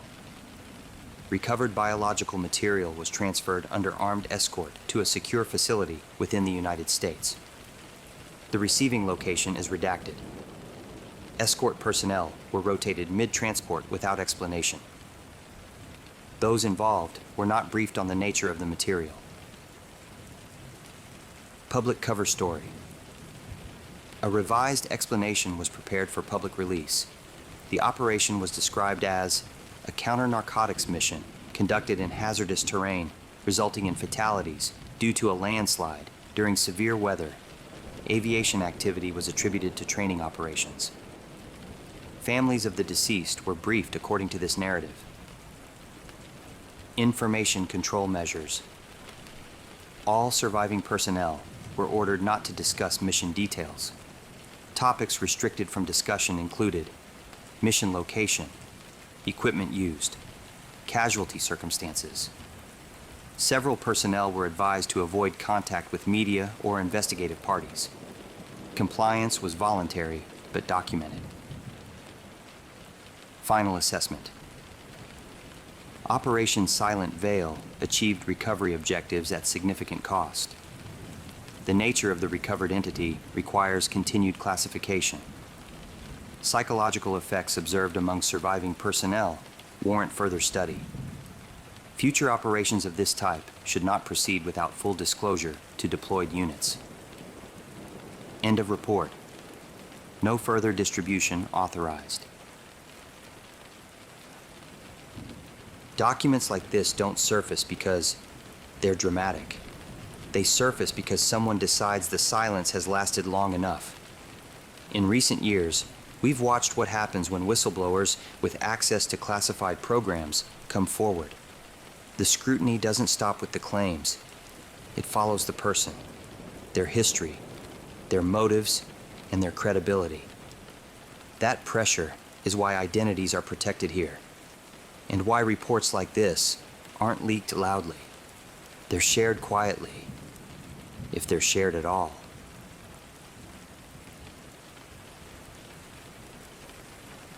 We're Blackfeet, Pikuni. Our people come from the northern plains, Montana and southern Alberta, where the land opens up and you learn to read distance as much as detail. I grew up on that land, where tracking wasn't treated like a specialty. It was part of how you moved through the world. You learned to read ground early. Broken stems, pressure release in grass, soil that had been compacted and then loosened again, the faint bend of something living having passed through. My father used to tell me the ground remembers everything for a little while. Long enough, if you know how to ask it. When I enlisted, that was what they noticed first. Not marksmanship, not endurance, tracking. I was eventually pulled into a specialized unit most people still don't know much about. The Shadow Wolves, Native American trackers, federal.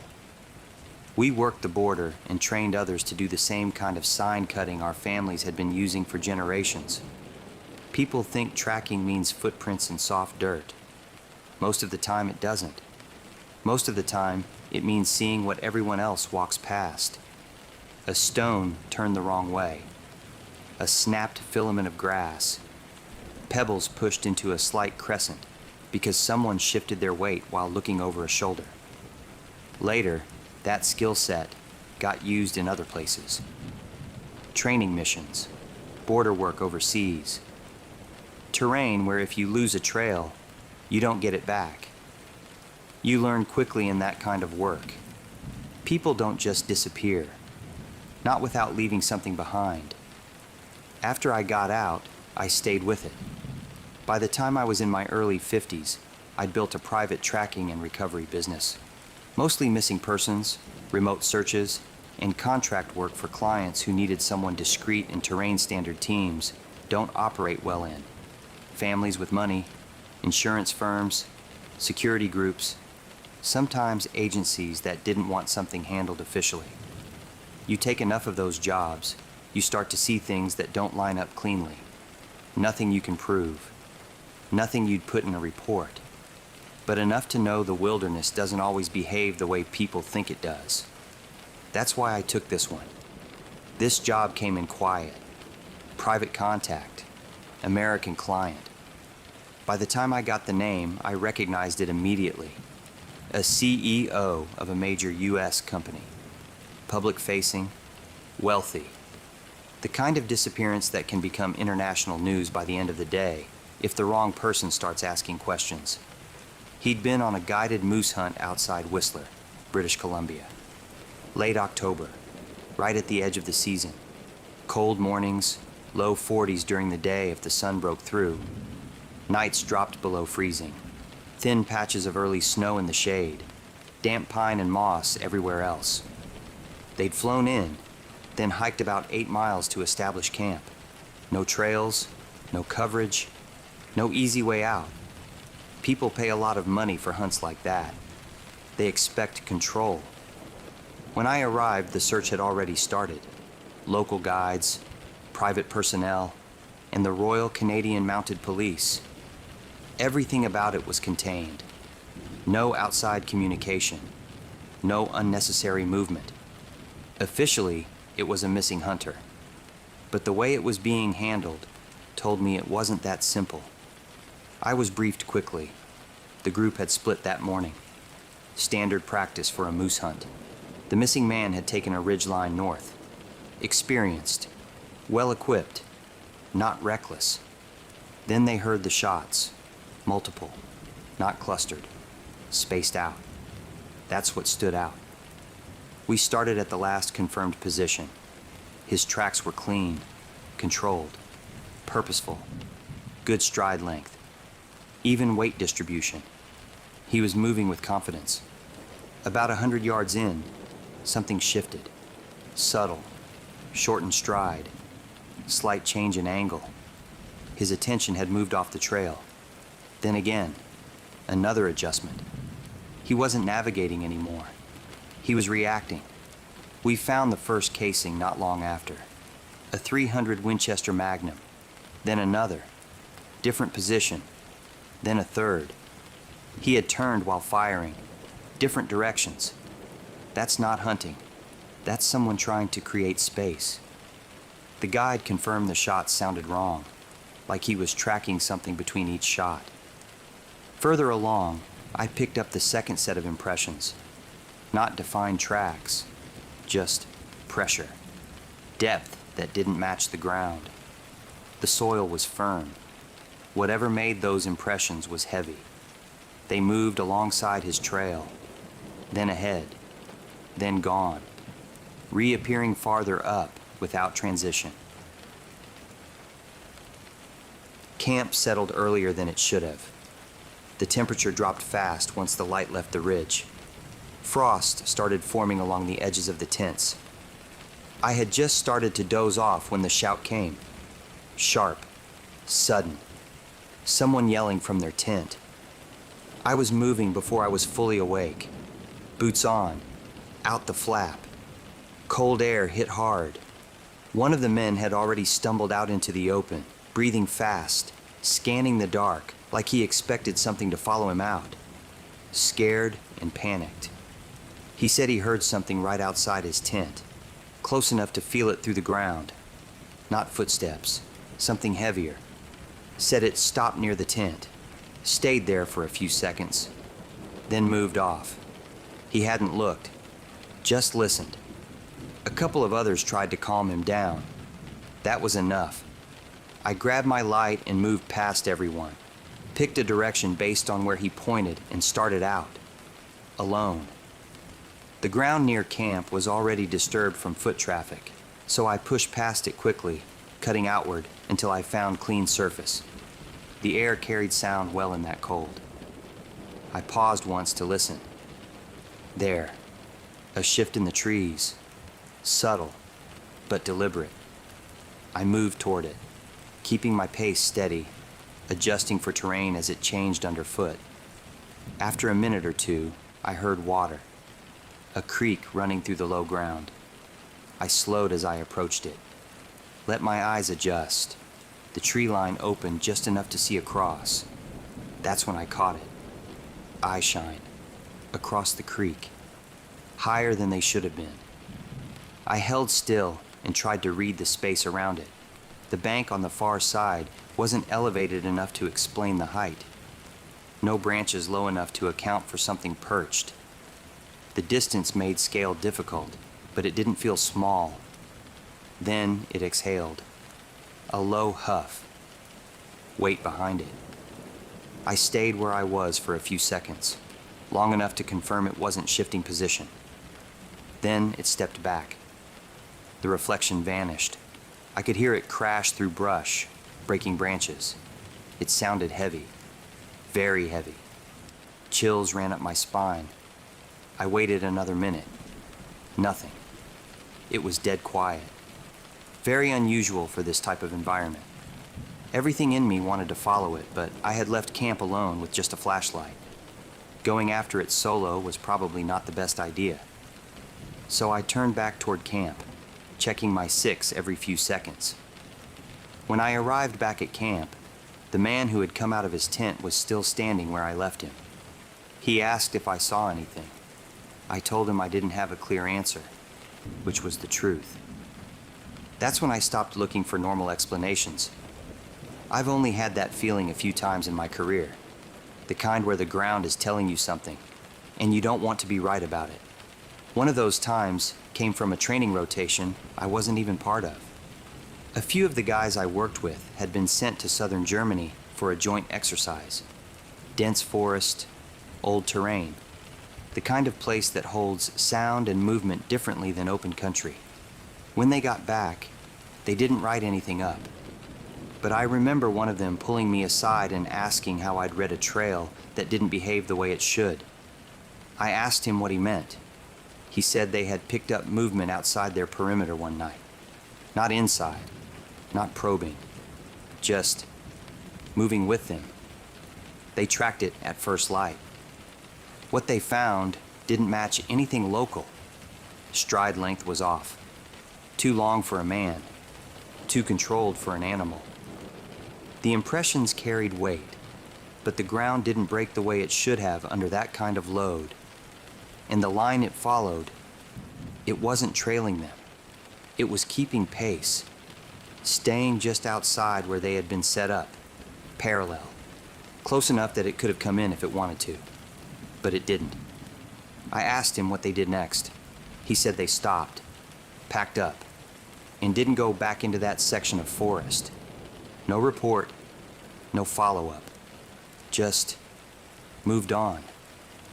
At the time, I took it as one of those stories you file away and don't think about again. But standing there, looking at the ground in front of me, watching a second set of impressions move alongside a man who knew how to handle himself, I thought about it again. This wasn't the first time I'd heard about something like this. Needless to say, after the chaotic first night, no one got much sleep. The next day, they brought in search dogs, 2 Belgian Malinois, experienced units.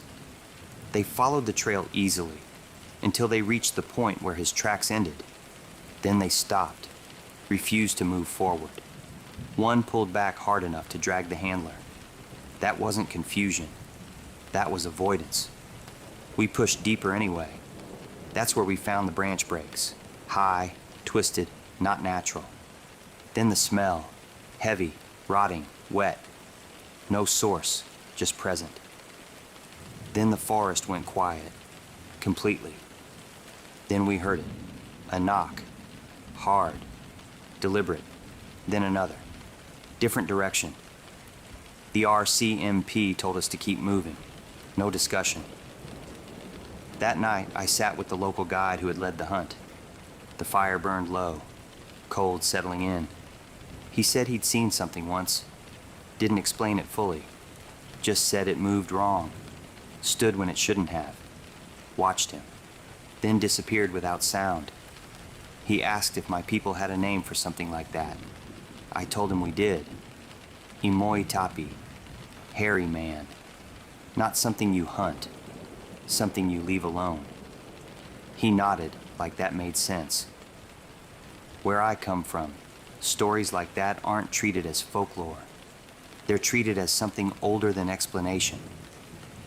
My grandfather used to reference accounts from people who had spent their lives in places most men only pass through once. One of the ones he mentioned came from Theodore Roosevelt, years before he became president, in his 1893 book, The Wilderness Hunter. He wrote about a story told to him by a trapper working the Salmon River region, out near the Bitterroot Mountains. Remote country, even by today's standards. The kind of terrain where, if something is out there, you're not going to see it unless it wants you to. The trapper described something that had been following them for days, not closing distance, not making noise, just staying with them, moving when they moved, stopping when they stopped. They started finding tracks around their camp, large, human-shaped, too deep for the ground they were in. He said whatever it was moved on 2 legs when it needed to, watched them from just beyond where they could see clearly, close enough to know it was there, far enough that they couldn't do anything about it. Then one morning, his partner was dead, neck broken, no real sign of a struggle, no indication of how it had happened, just over. I remember asking my grandfather if he believed that story. He didn't answer right away, just looked at me and said, "There are things out there that don't need you to believe in them. They're there whether you understand them or not." On day 3, we retraced everything, every step. The pattern didn't change. The man hadn't gotten lost. He hadn't fallen. He hadn't escaped. There was no end point, just movement, and then nothing. The second set didn't stop, didn't break, didn't hesitate. It moved through, and whatever happened after that left nothing behind. I wrote my report that afternoon, kept it clean, left out what didn't belong. They didn't ask questions. They just filed it. The search was scaled back, then closed. Officially, it was logged as a disappearance. I left that evening, returned home to Whitefish, Montana. I didn't sleep that night. I just sat in my leather chair in my living room, sipping some rum my cousin had given me years ago. A few days after I got back, the company released a statement, said the CEO had gone missing during a private hunting trip in British Columbia, that authorities had conducted an extensive search of the area. No evidence of foul play, just a tragic accident. They asked for privacy, said they were cooperating fully with Canadian officials. I've read enough of those to know what they're supposed to sound like. That one sounded exactly right. And after going over it all, the entire search, the night I saw the eye shine, and the fact that no trace could be found from that man, there was only one conclusion I could and still come to. He wasn't lost. I believe he was taken. And all I know is, whatever took that man, knew that terrain better than anything I've ever tracked. I can't even imagine what that man must have gone through. To this day, I can't allow my mind to go there.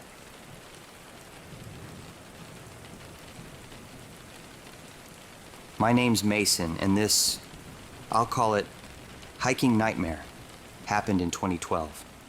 I lived in Boise, Idaho, and was an avid hiker at the time, with a huge emphasis on was. I explored new trails almost every weekend as I became pretty addicted to it. On this particular week, I took Friday off work and drove about 200 miles to a place I'd never been. The trail was listed on a hiking forum under one of those too vague names. Hidden Creek, North Fork Loop. A half circle of forest and ridge running around a glacier-fed lake, only accessible by foot. I parked on the shoulder of a narrow pull-out road, gravel popping under the tires as I eased to a stop. The trailhead was just past a sagging wooden gate and a faded sign with a green U.S. Forest Service logo, but no real name. No map. Just a few bullet holes in the corner of the sign and the vague sense that people didn't come here often. I stepped out of the car into that kind of silence you only get in the mountains, thick and almost alive. I was lacing up my boots when I noticed the other car. It was an older silver Subaru, parked about 30 feet down the road, nose half in a ditch. It looked like it had been there a while. Windows dusty, a few pine needles stuck to the windshield. I assumed someone else was already up on the trail until I saw her. She was leaning against the driver's side door, arms folded like she'd been waiting. She smiled when she saw me, just a quick, polite flash. Maybe mid-30s, athletic build, dark hair pulled back, big hiking pack resting on the ground next to her. She didn't wave or call out, just kind of waited for me to say something first. I asked if she was heading out on the trail too, and she said, no, well, maybe. She'd planned to meet a friend, but the friend never showed. Said she'd been waiting for nearly an hour and was just about to give up when I pulled in. There was a pause. One of those moments where you know a question's coming before it's even spoken. Then she asked if I was hiking alone.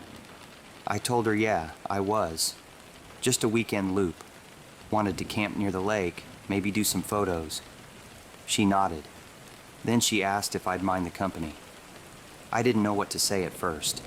I mean, she seemed normal enough. Friendly. Confident. There was no awkwardness in her body language, and her pack looked like it had seen real use. I hesitated, then told her it was fine as long as she didn't mind my pace. I like to take it slow, stop for photos sometimes. She said she didn't mind, grabbed her pack, and we started walking together into the trees. We introduced ourselves after the first switchback. She said her name was Raquel. The first few miles were quiet in a good way. We didn't talk constantly, just enough to keep things from getting awkward. She mentioned she lived about 3 hours south and had been trying to get out more lately, away from the noise. I told her I worked remote most days, so a weekend offline was half necessity, half detox. We paused at a small overlook mid-morning, where the trees thinned and gave us a hazy view of the ridge ahead. I took a few photos, nothing amazing, just for memory's sake, and offered to take one of her. She politely declined, saying she never liked pictures of herself. Then, almost like an afterthought, she added that she wasn't big on social media either.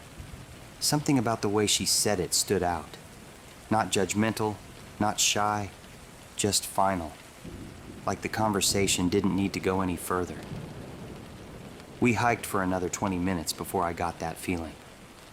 You know the one. Like something's just out of view. Like you're being watched. At first, I chalked it up to being in unfamiliar terrain, even though I wasn't technically alone. But the feeling lingered. I caught myself glancing behind us more than once. Eventually, we crossed a small stream, a rocky little dip in the trail with slick moss and a few scattered logs acting as makeshift bridges. As I stepped across, I instinctively turned back to offer Raquel a hand, and that's when I saw it. Up the hill, maybe 100 yards through the trees, someone was standing. I didn't see their face, just the shape.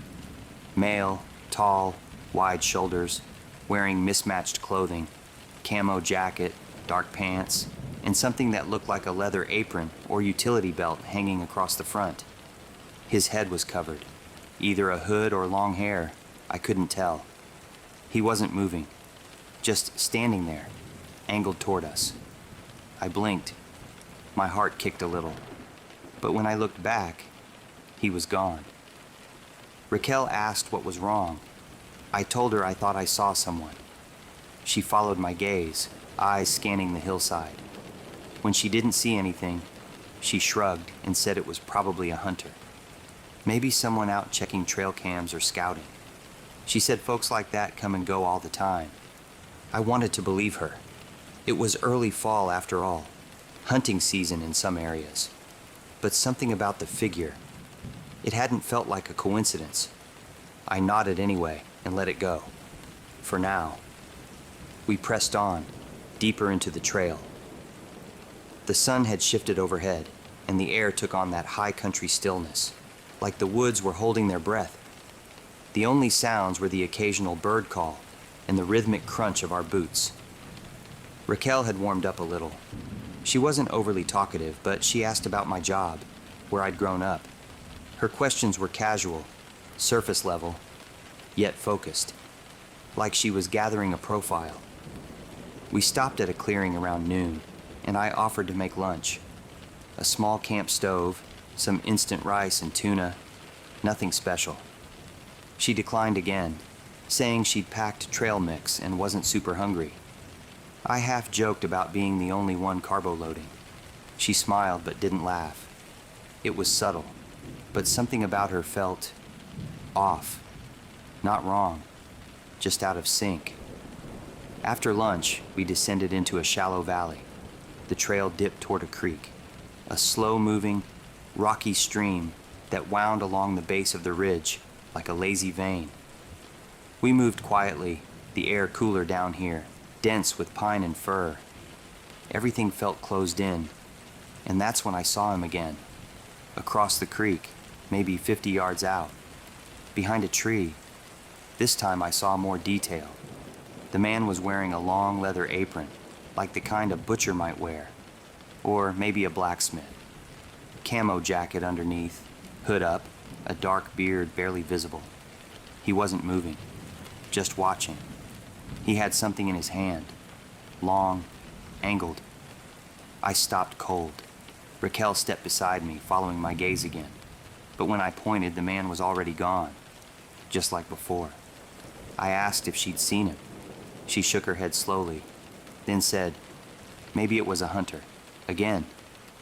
Her tone was flat, like she was trying not to spook me.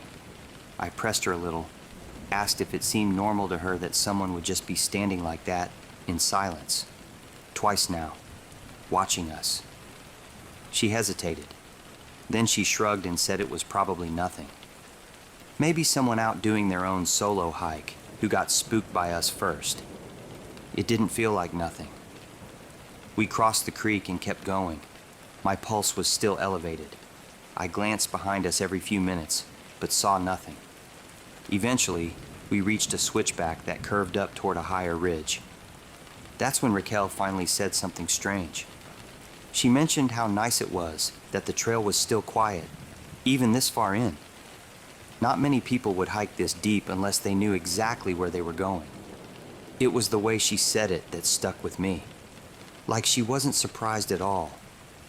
I kept walking, but the tension never left my shoulders.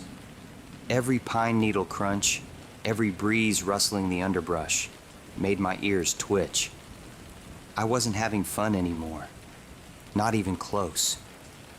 Raquel, meanwhile, seemed unaffected. She pointed out a patch of wildflowers, commented on the ridgeline, even suggested we push just a little farther, to a spot she said would overlook a hidden lake. That was the first time I pushed back. I told her I didn't feel right, that I'd had this weird gut feeling ever since the trailhead, that I'd seen the guy twice now, and it wasn't sitting well. Her face changed, not annoyed exactly, more like disappointed, like she thought I was being dramatic. She asked if I was scared. I didn't answer that directly. I just told her I was going to turn back.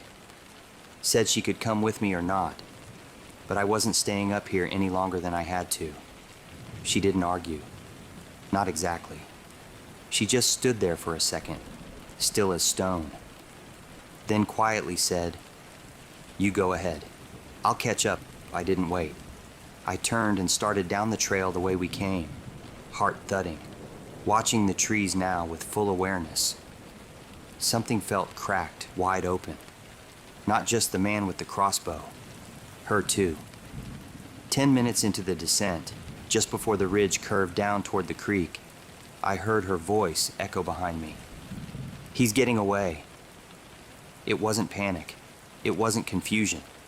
It was directive. I didn't look back. Branches tore at my sleeves as I barreled downhill, feet sliding on gravel and wet pine needles. My only goal now was distance. Just get away. That's when the first bolt hissed past me. It struck a tree just off the trail with a dead thump, clean and fast, no warning. I dropped instantly, crawling into the brush. My breathing was so loud I thought it might give me away. Somewhere uphill, I heard the rush of movement, Raquel's voice, low and urgent. Another set of footsteps joined hers, heavier, purposeful. He was real. They were both real, and they were working together. I kept going, half running, half falling down the switchbacks that had felt so calm and scenic on the way up. Now they were death traps, exposed and open. I could still hear movement behind me, crashing through underbrush, low grunts, and then Raquel's voice, calling my name, sweet at first, then sharper. Then came the whistling thunk of another bolt. It struck a tree just inches from me. I veered hard, nearly tumbling off the edge of a dry ravine, and slid down it, scraping my hands and arms on broken branches and thorny roots. I didn't stop. I couldn't. Every part of me screamed for oxygen, but adrenaline refused to let me slow down. Eventually, I broke through a final row of trees, and the trailhead opened up in front of me like salvation. My car sat there, untouched. I sprinted across the gravel lot, flung open the door, and got in. No hesitation, no looking back. As I fumbled the keys into the ignition, I heard something behind me. Not a shout, not a step, just breathing, heavy, close. I hit the lock button, slammed it. Then I turned the key. The engine stuttered for half a second that felt like forever, then roared to life. I backed out so fast, the tires sprayed gravel. I didn't even glance in the rear view until I was half a mile down the road. When I finally did, the trailhead was empty. But I swear, I caught a glimpse of that same pale green flannel shirt, standing just behind the tree line. When I got home, I talked to a couple of friends about my experience. I asked them if I should call the police and file a report. One of my friends didn't think it would even make a difference. Where I was hiking was very remote. No chance of there being any CCTV cameras nearby. I hadn't gotten that license plate number from Raquel's car either, if it was even her car to begin with. My friend said it could have been another victim's car. That sat with me a moment. It was then I realized how lucky I really was. But the what-ifs still haunt me. What if I hadn't noticed that man by the stream? What if I hadn't turned around when I did? What if I'd followed Raquel deeper into the woods, where cell service cuts out, and no one hears you scream? I think about that last moment, when she turned, eyes locking onto mine, and called out, "He's getting away." It wasn't shock in her voice, it was disappointment, like I'd ruined their plan. I never hike solo anymore, and I'm extremely cautious of other hikers now.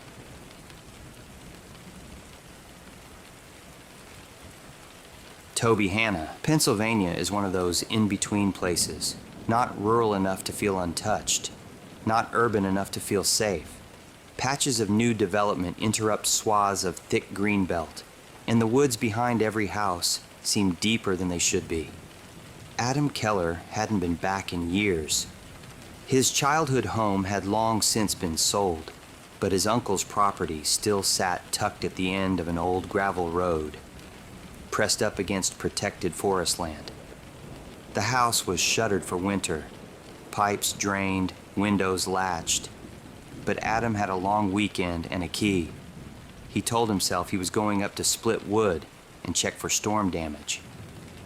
Really, he was just looking for a place to get lost. The first day passed uneventfully. He swept out the dust, checked the gutters, started the generator to charge his phone and boil coffee. He walked the property line before dusk and listened to the creak of trees flexing in the cold. The silence was immediate and thick. There were no distant lawn mowers, no traffic drones, just forest, untamed and wide. By the second afternoon, Adam was hiking farther into the woods than he remembered going as a kid. The trails were less defined now, more suggestion than structure. Fallen trees blocked the old paths. Thick moss softened every footstep. He passed a long-forgotten stone wall, crumbling into the brush, then another, running parallel. Some old farmer's idea of order, now swallowed by green. It was past that second wall, in a low depression beneath a ridge, where the air shifted. The quiet turned dense, not peaceful, but oppressive. The birds had vanished. Even the distant tapping of woodpeckers was gone. It was like walking into a soundproofed room in the middle of the forest. No wind, no insects, just the soft crunch of his boots against frostbitten leaves. And even that sounded wrong, as if muffled under heavy cloth. He paused to check his bearings, suddenly uncertain how far he'd come. The trees ahead grew in rigid lines, unnaturally uniform, all thin-trunked and pale like bone. The ground sloped gently but steadily, and the light had taken on a strange tint, gray-green and watery. The air smelled different here, not unpleasant, but strange. Damp earth mixed with mildew, touched with something faintly sour. A faint smell of something left too long in the dark. He considered turning back, but a pull, part curiosity, part instinct, urged him forward. Each step felt like stepping into thicker air, as if the forest itself resisted him. Then the trail abruptly vanished, swallowed by root clusters and hanging ferns. When he turned to retrace his steps, the path looked unfamiliar, less like something made by feet, more like something pushed through once, long ago. That's when he heard it. It started low, not a sound exactly, but a feeling. A slow, crushing hum, that made his spine tighten and the hairs on his arms lift. Then, from deep within the trees, something roared. It was not an animal's cry. It wasn't wind or machinery. It was too big for the forest. The sound surged upward, deep and resonant, until it became a deafening scream. One that didn't echo, but seemed to press in from every direction, vibrating through his chest like a passing train. And just as suddenly as it started, it stopped, cut off in the middle of its own breath, as if something enormous had snapped its mouth shut. The stillness that followed was unbearable. He stood frozen, eyes locked on the trees ahead, expecting motion, expecting anything. But nothing moved. Not a branch, not a bird. It was like the world had held its breath and hadn't decided whether to exhale. When he could move again, he didn't think. He just turned and ran. His boots skidded across wet stone. Thorns scraped his arms, and the forest felt tighter with every step. The deeper quiet seemed to follow him, curling around his shoulders like invisible arms. He stumbled once and caught himself on a moss-slick boulder, palms stinging from the cold. It was nearly dark by the time he reached the house. The last of the sun lit the roofline like an ember. He shut the door hard and locked it without even realizing his hand had moved. The silence came with him. That night, the generator sputtered and cut out. He sat in the living room by a lantern light, wrapped in his coat, not reading, not moving, just listening. Around 2 a.m., he heard it again.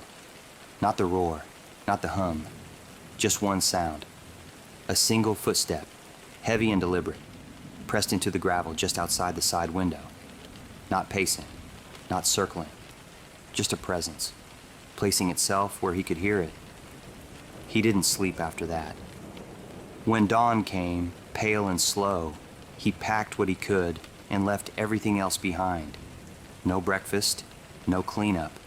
He was on the road before the frost melted. No one else reported anything unusual in Toby Hanna that week. No power surges, no missing pets, no unexplained noises. Just another cold snap and the forest closing in. Later, when asked, Adam struggled to describe what he heard. He used words like mechanical, throaty, and too close.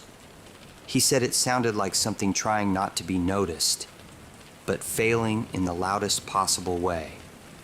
He never went back to his uncle's cabin, and whatever made that sound never showed itself. It didn't have to. Being heard was enough. My name is Hope, and even now, at 34 years old, this memory still raises a cold shiver across my arms. I don't scare easily, and I've lived through things darker than most people ever will. But this is the one event from my childhood I still cannot explain, not even a little. I grew up in a quiet farming town just west of Lincoln, Nebraska. The sort of place where everyone knows everyone else and nothing truly unusual ever happens. Except there was one road, a narrow, one-way strip of cracked tarmac that wound between two fields, that always felt wrong to me and the small group of friends I ran around with. The trees arched over it in such a way that it formed a kind of natural tunnel. Even in summer it felt dim inside, but in winter, when dusk came early, the road felt like a corridor leading somewhere you weren't meant to go. We all admitted it gave us an uneasy feeling, but we were young, curious, and determined to pretend we were braver than we were. So we made a game out of it. We dared each other to walk farther and farther down the road. After a while, we became familiar with it. Halfway down, the road dipped slightly, and on the right side was a thick wall of overgrowth. Briars, brambles, old nettles tangled together. Hidden in that tangle was something unusual, a rusted iron gate. We found it one day after school. The gate was huge, shoulder high on an adult, easily taller than any of us then. ornate but neglected. Its hinges were welded in place by time and greenery, its bars wrapped in vines thick enough to look like rope. We joked that the gate once closed off the road, maybe a century ago, before nature swallowed it whole.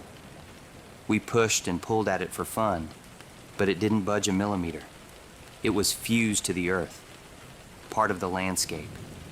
Over the next few days, we kept going back there. It became our spot. There was something exciting about being somewhere that felt a bit forbidden. Then came the day things changed. It was a cold, dim afternoon in late January.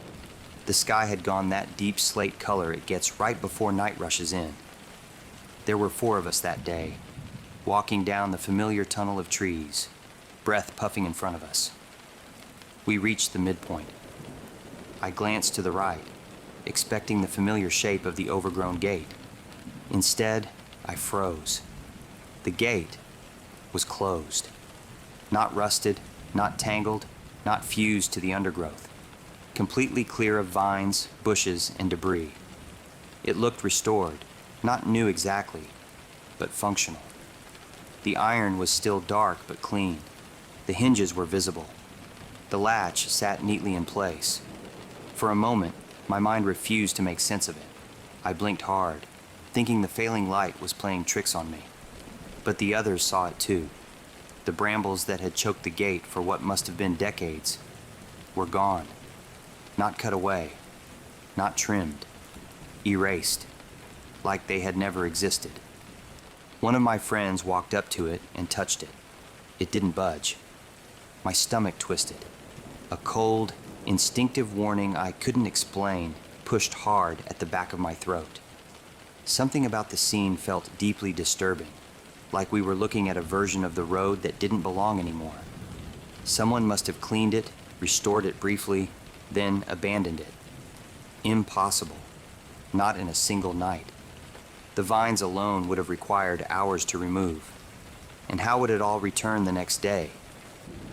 We left quickly, each of us pretending not to be frightened. None of us talked much on the walk home. Later that evening, we gathered at my friend Laura's house to tell another girl in our group, Monica, what we had seen. She hadn't been with us that day and thought we were joking or exaggerating. So we agreed to take her back the following afternoon to show her. That next day, under a pale winter sun, we walked down the same road. The atmosphere felt lighter, less oppressive. I remember thinking, absurdly, that maybe yesterday had just been some strange trick of the fading light. But as soon as the trees arched overhead, I felt my pulse pick up. We reached the spot. All 4 of us looked to the right at the same time. And the gate was back to the way it had always been.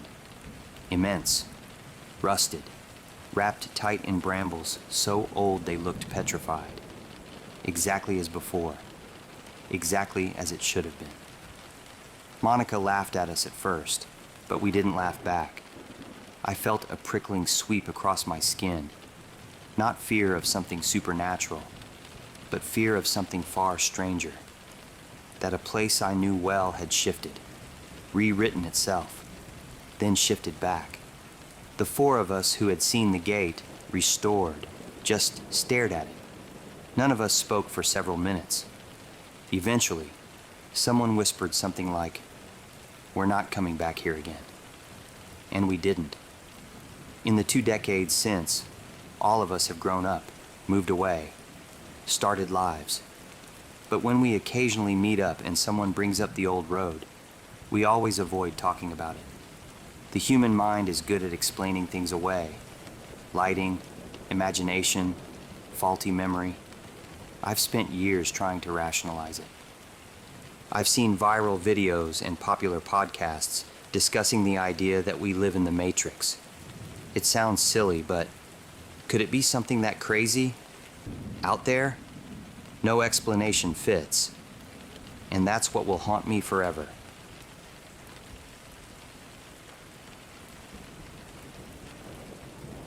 I don't tell many people this story. Even now, as an adult, I feel a sharp, instinctive fear tug at me when I think about what happened.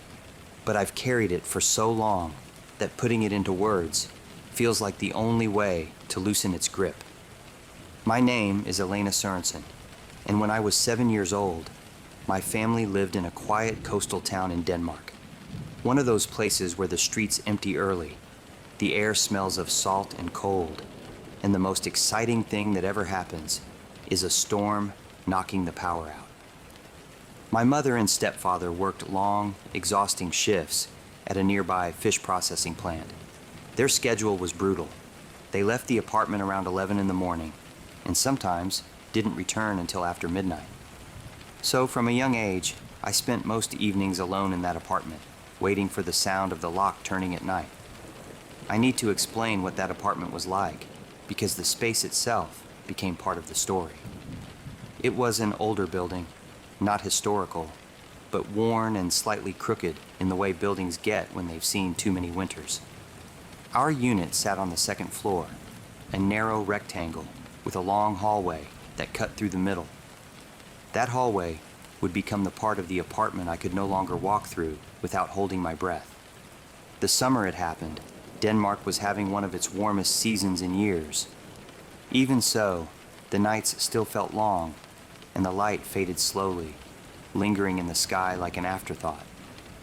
One night, close to 10 p.m., I remember sitting on the living room floor, watching one of my favorite cartoons and eating a bowl of cereal for dinner.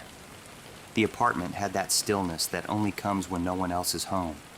No footsteps, no doors, no voices.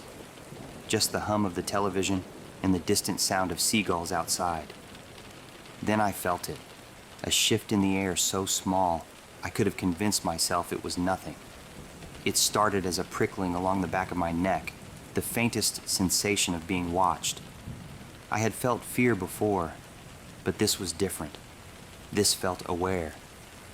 I turned down the volume on the TV. The silence that followed was thick and uncomfortable. I kept glancing toward the hallway, even though nothing was moving. Nothing was out of place. But something had changed. I felt it, the way you feel someone standing behind you, even when you refuse to look. I told myself I was being dramatic, that I was alone, that the building creaked sometimes, that the shadows always stretched longer at night. But every few minutes, the feeling returned, crawling along my spine until goosebumps rose on my arms. Eventually, I decided to ignore it and focus on the television again. But around an hour later, nature forced me to confront the hallway. I needed to use the bathroom. The bathroom sat at the opposite end of that long, narrow corridor. I remember standing from the couch, taking a few steps toward the hallway doorway, and freezing. Somewhere down the hall, soft and unmistakable, a door opened on its own. The sound was gentle but clear. The faint click of a latch, then the slow swing of wood, moving through still air. Then came the sound of it closing. Not slamming, not forcefully, just a deliberate shut, as if someone had calmly moved through it. I felt my bladder tighten, but the fear was stronger. I backed away, holding myself together, and climbed back onto the couch, curled into a ball, and waited. I didn't go to the bathroom until my mother returned home after midnight. That night was only the beginning. Over the next week, small things began happening that I couldn't explain. The overhead lights would flicker without reason. I heard soft walking sounds in the hallway late at night, slow, dragging steps that stopped just when I strained to listen. I heard bursts of murmuring, hushed, distant, unintelligible voices, as though someone was trying to speak through a wall 3 rooms away. Sometimes I felt pressure on the couch cushions beside me when I was alone, like someone had sat down gently. I stopped sleeping in my room. I dragged blankets to the living room instead and told myself it was because the couch was more comfortable. But I knew I was afraid to be alone. Something was visiting the hallway at night, something that didn't want an audience.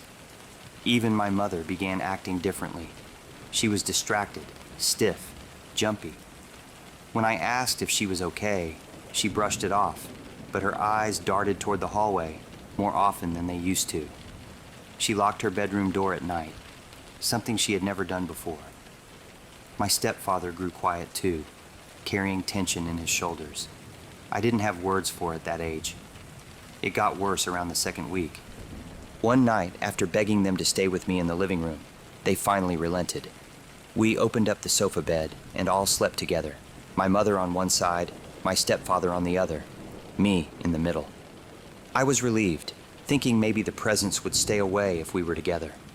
But sometime deep into the night, I woke up drenched in sweat, gasping as if I had been crying in my sleep. The living room was dimly lit by a street lamp outside. My eyes adjusted slowly, and that's when I saw them. At the end of the sofa bed, by our feet, stood an extra pair of bare feet, pale, motionless, pointing directly toward me. I tried to scream, but my breath caught in my throat. Tears streamed down my face. My hands shook violently as I pushed myself back against my mother. Then, to my right, in the space by the television, a dull bluish glow flickered. It illuminated a tall, thin shape of an old man, standing perfectly still, his face blank and lacking any expression. He looked translucent, as though made of faint light and shadow. He stared at me with hollow eyes, and then the image blinked out, like someone had turned off a projector. I don't fully remember what happened next. My mother later said she woke to me sobbing uncontrollably, curling into her side. She didn't ask what I saw. She didn't want to know. Within days, my family packed bags and left that apartment permanently. My stepfather arranged for us to stay with one of his friends, and soon after, we moved back to Romania so he could check on his own family. What we discovered there tied everything together in a way I still struggle to make sense of. We learned that my stepfather's father had passed away 2 months before we left Denmark. We didn't know about his passing because my stepfather didn't really know him. He had ran out on him when he was only 2 years old. A family member, a great aunt, I think, told my stepfather at a holiday gathering shortly after the move. Even though I was born in Denmark, a lot of what I knew about spirits and superstition came from my stepfather's Romanian background. There's a deep-rooted tradition in Eastern European culture, a belief that when a person dies, their spirit spends 40 days searching for loved ones, visiting places and people they cared about while alive, before finally finding rest. When I heard this, every hair on my arms stood up. The footsteps, the murmuring, the presence in the hallway, the figure by the television, the extra feet at the end of the bed. A part of me always believed it was him, searching for my stepfather.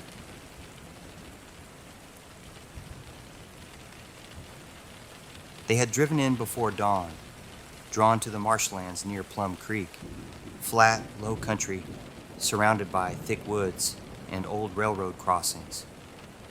A father and his 12-year-old son stepped from the truck bed, their dog bounding ahead through tall vegetation, still damp with dew. By mid-morning, just before noon, they reached a basin where the creek widened and the sky opened above black water. Tall wetland grasses brushed their jeans as they picked their way forward. The dog darted in and out of the reeds, tail flicking, nose buried. 4 railroad bridges stood behind them like hushed monuments. Across the glinting water, they spotted movement, what they assumed was a bedded deer shifting under the brush.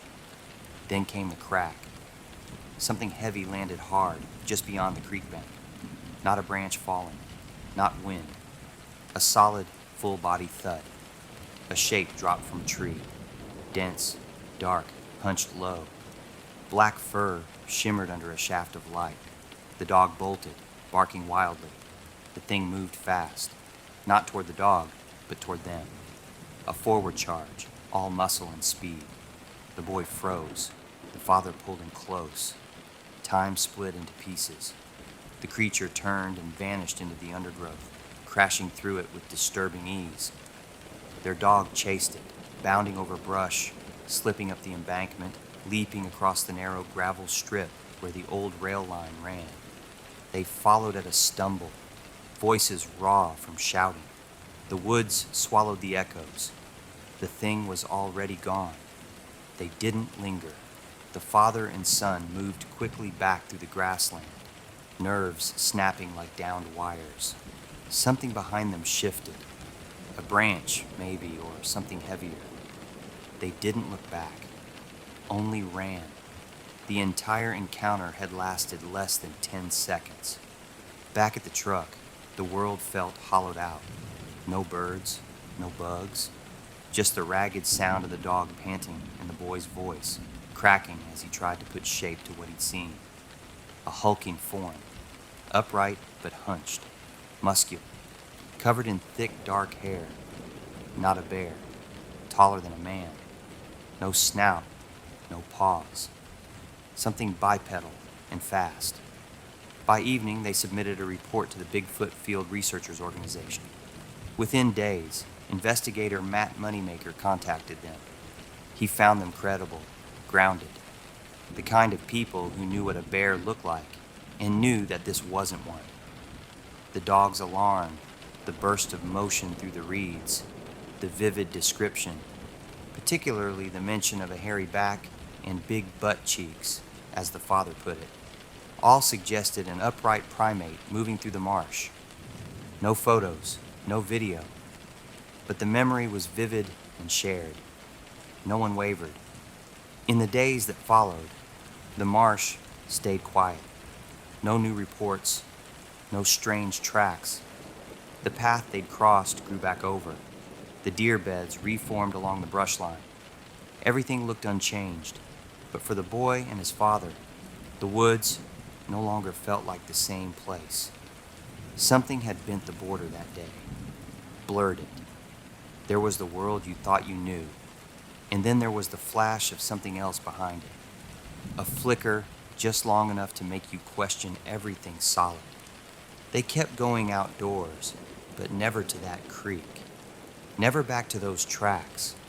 And whenever they walked the edge of a clearing, they listened harder than they used to. Not for animals or hunters or storms, but for silence. Because silence, they now understood, was not the absence of noise. It was a pause, a signal, the way the woods brace themselves before something steps through.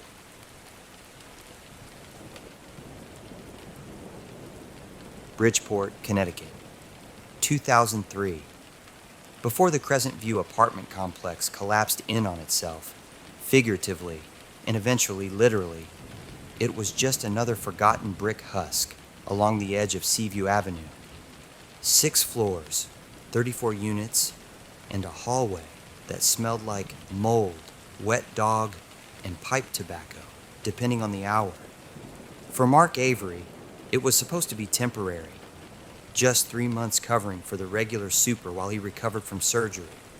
A paycheck, a place to stay, and a few broken fixtures to deal with. But the building had other ideas. From the start, something felt off. Tenants moved like ghosts, quiet, watchful, never meeting the eye. No one said hello. No one asked questions. And one by one, they warned Mark Avery the same way. Don't bother apartment 3E. Keep the keys on your ring, but never use them. He assumed it was superstition. Every place had its quirks. A drafty stairwell, a leaky ceiling, a tenant with too many cats. But 3E wasn't about smell or noise. It was about presence. The kind that settled deep in the chest and didn't move. The man who lived there never spoke. He simply sat, every day without fail, on the tiny wrought iron balcony that overlooked the empty lot across the street. Always in the same brown cardigan, in the same pale slacks, back straight, hands folded, and a smile stretched too wide across his face. Not a neighborly smile, not even human, just teeth, visible, rigid, permanent, as if the skin might tear if he blinked the wrong way. Most evenings, Mark would see him while locking up the side entrance or walking out for groceries. The balcony lights never turned on, but he could see that grin lit faintly by the flicker of a street lamp, unmoving, untouched by wind or cold. Even in the rain, the man remained outside, eyes half-lidded and locked forward. The man never left the chair. At first, it was easy enough to ignore. Mark told himself the guy was harmless. Strange, sure, but not dangerous. Maybe mentally ill. Maybe one of those silent war veterans who'd been left alone too long. And yet, there was something else. Something that made the air bend when you got too close to that door. Something that made the third-floor hallway feel longer than the others. The man was always smiling, but he never blinked. One night, after unclogging a sink in 4D, Mark looked down over the stairwell railing and spotted the man again, still outside, still staring. But something had shifted. The curtain inside the apartment blew gently behind him. No lights were on inside, and the man's reflection, cast dimly in the balcony's glass door, didn't match his posture. That was the first time it occurred to Mark. Maybe the man wasn't really sitting there. By the end of the second week, tenants started leaving. A woman on 5B packed up in the middle of the night. 2 others moved out with barely a word. One of them left their furniture behind entirely. When Mark asked the landlord if that was normal, the man just shrugged and muttered that turnover in a building like this was always high. Then came the laughter. At first, it was easy to dismiss. Thin, dry chuckling echoing faintly through the vents at night. Probably the neighbor's TV. Probably someone on the floor below. But it kept happening. Always the same sound. Always between 2 and 4 a.m. It would start as a low hum, just breath, and then rise into something higher. Too long to be human. Too layered to be a single voice. One tenant tried to confront the man. A young guy, college-aged, who lived down the hall. He knocked on the door to 3E late one night and was never seen again. Just gone. The apartment was cleared out by someone else a few days later. The landlord said nothing. Eventually, Mark stopped asking questions. The job was nearly over anyway. But then came the footprints. He was called down to 2C just before dawn. The tenant was pale, eyes ringed with panic, pointing toward the hallway carpet. Wet prints led from the unit's entrance to the foot of the bed and stopped. No return trail. No sign of forced entry. Just mud, still damp, tracked in a straight line. The chain lock had been latched all night. Mark checked the windows, the vents, even the fire escape. Nothing. But the prints were unmistakable. Too large for the tenant's feet. Too deep. The kind of depth made by someone heavy. Someone who didn't care about being seen. The next night, Mark sat outside apartment 3E with a clipboard and a lie about checking for water pressure. He waited for nearly 2 hours, listening to the faint rattle of the wind and the creak of pipes, before inserting the key and turning the knob. The door opened too easily. The air inside was foul, sweet and metallic, with the weight of something sealed too long. The apartment was empty. No furniture, no smell of food, no carpet, just warped floors, blotched walls, and a single wooden chair sitting in front of the open balcony door. It faced the street, placed dead center in the room. There were grooves in the floorboards beneath it, like the legs had been there a very long time. The rest of the unit was hollow. Cabinets with no shelves, a bathroom mirror stained dark, no dishes, no photos, no toothbrush, not even a bed. In the bedroom, the closet door hung open. Something about it felt wrong. The shadows beneath it were too deep. The angles didn't match the walls. Still, he stepped inside, and that's when he saw them. Teeth, embedded in the drywall like fossils. Jagged, cracked, some broken at the root. Hundreds of them, too large, too sharp, curled into strange patterns across the plaster like they'd grown there. The wall pulsed faintly. and he could almost swear they were still alive. No blood, just enamel and empty gum lines, dried and waiting. Then came the sound. Laughter. This time, not from the vents. Not distant. It was inside the room. Mark turned and saw the man, no longer on the balcony, now inside. Standing in the center of the bare floor with his hands clasped and that same impossible smile carved into his face. Still in the brown cardigan. Still unmoving. Except this time, he blinked. The sound intensified. It came from the walls, from under the floorboards, from inside the fixtures. It wasn't a voice. It was hundreds, each overlapping, each whispering something different. Words and languages Mark didn't recognize. Names, maybe, or warnings. He didn't wait to hear more. He ran, not for the door, but for the balcony. The glass should have broken. Instead, it rippled, like liquid. He fell forward and landed in the street, not 3 stories down, just 1 step. The pavement met his feet like he'd stepped off a curb. Across the street, he looked up. The man was still there, perched on the balcony, just as before, grinning. The next morning, he left his keys on the front desk and drove back to his mother's house. He told no one, not the landlord, not the tenants, not his replacement. The nightmares came in waves, laughter behind doors, walls that shifted, faces pressed against glass. Always the smile. He tried to bury it, tried to let the memory dissolve like a bad dream.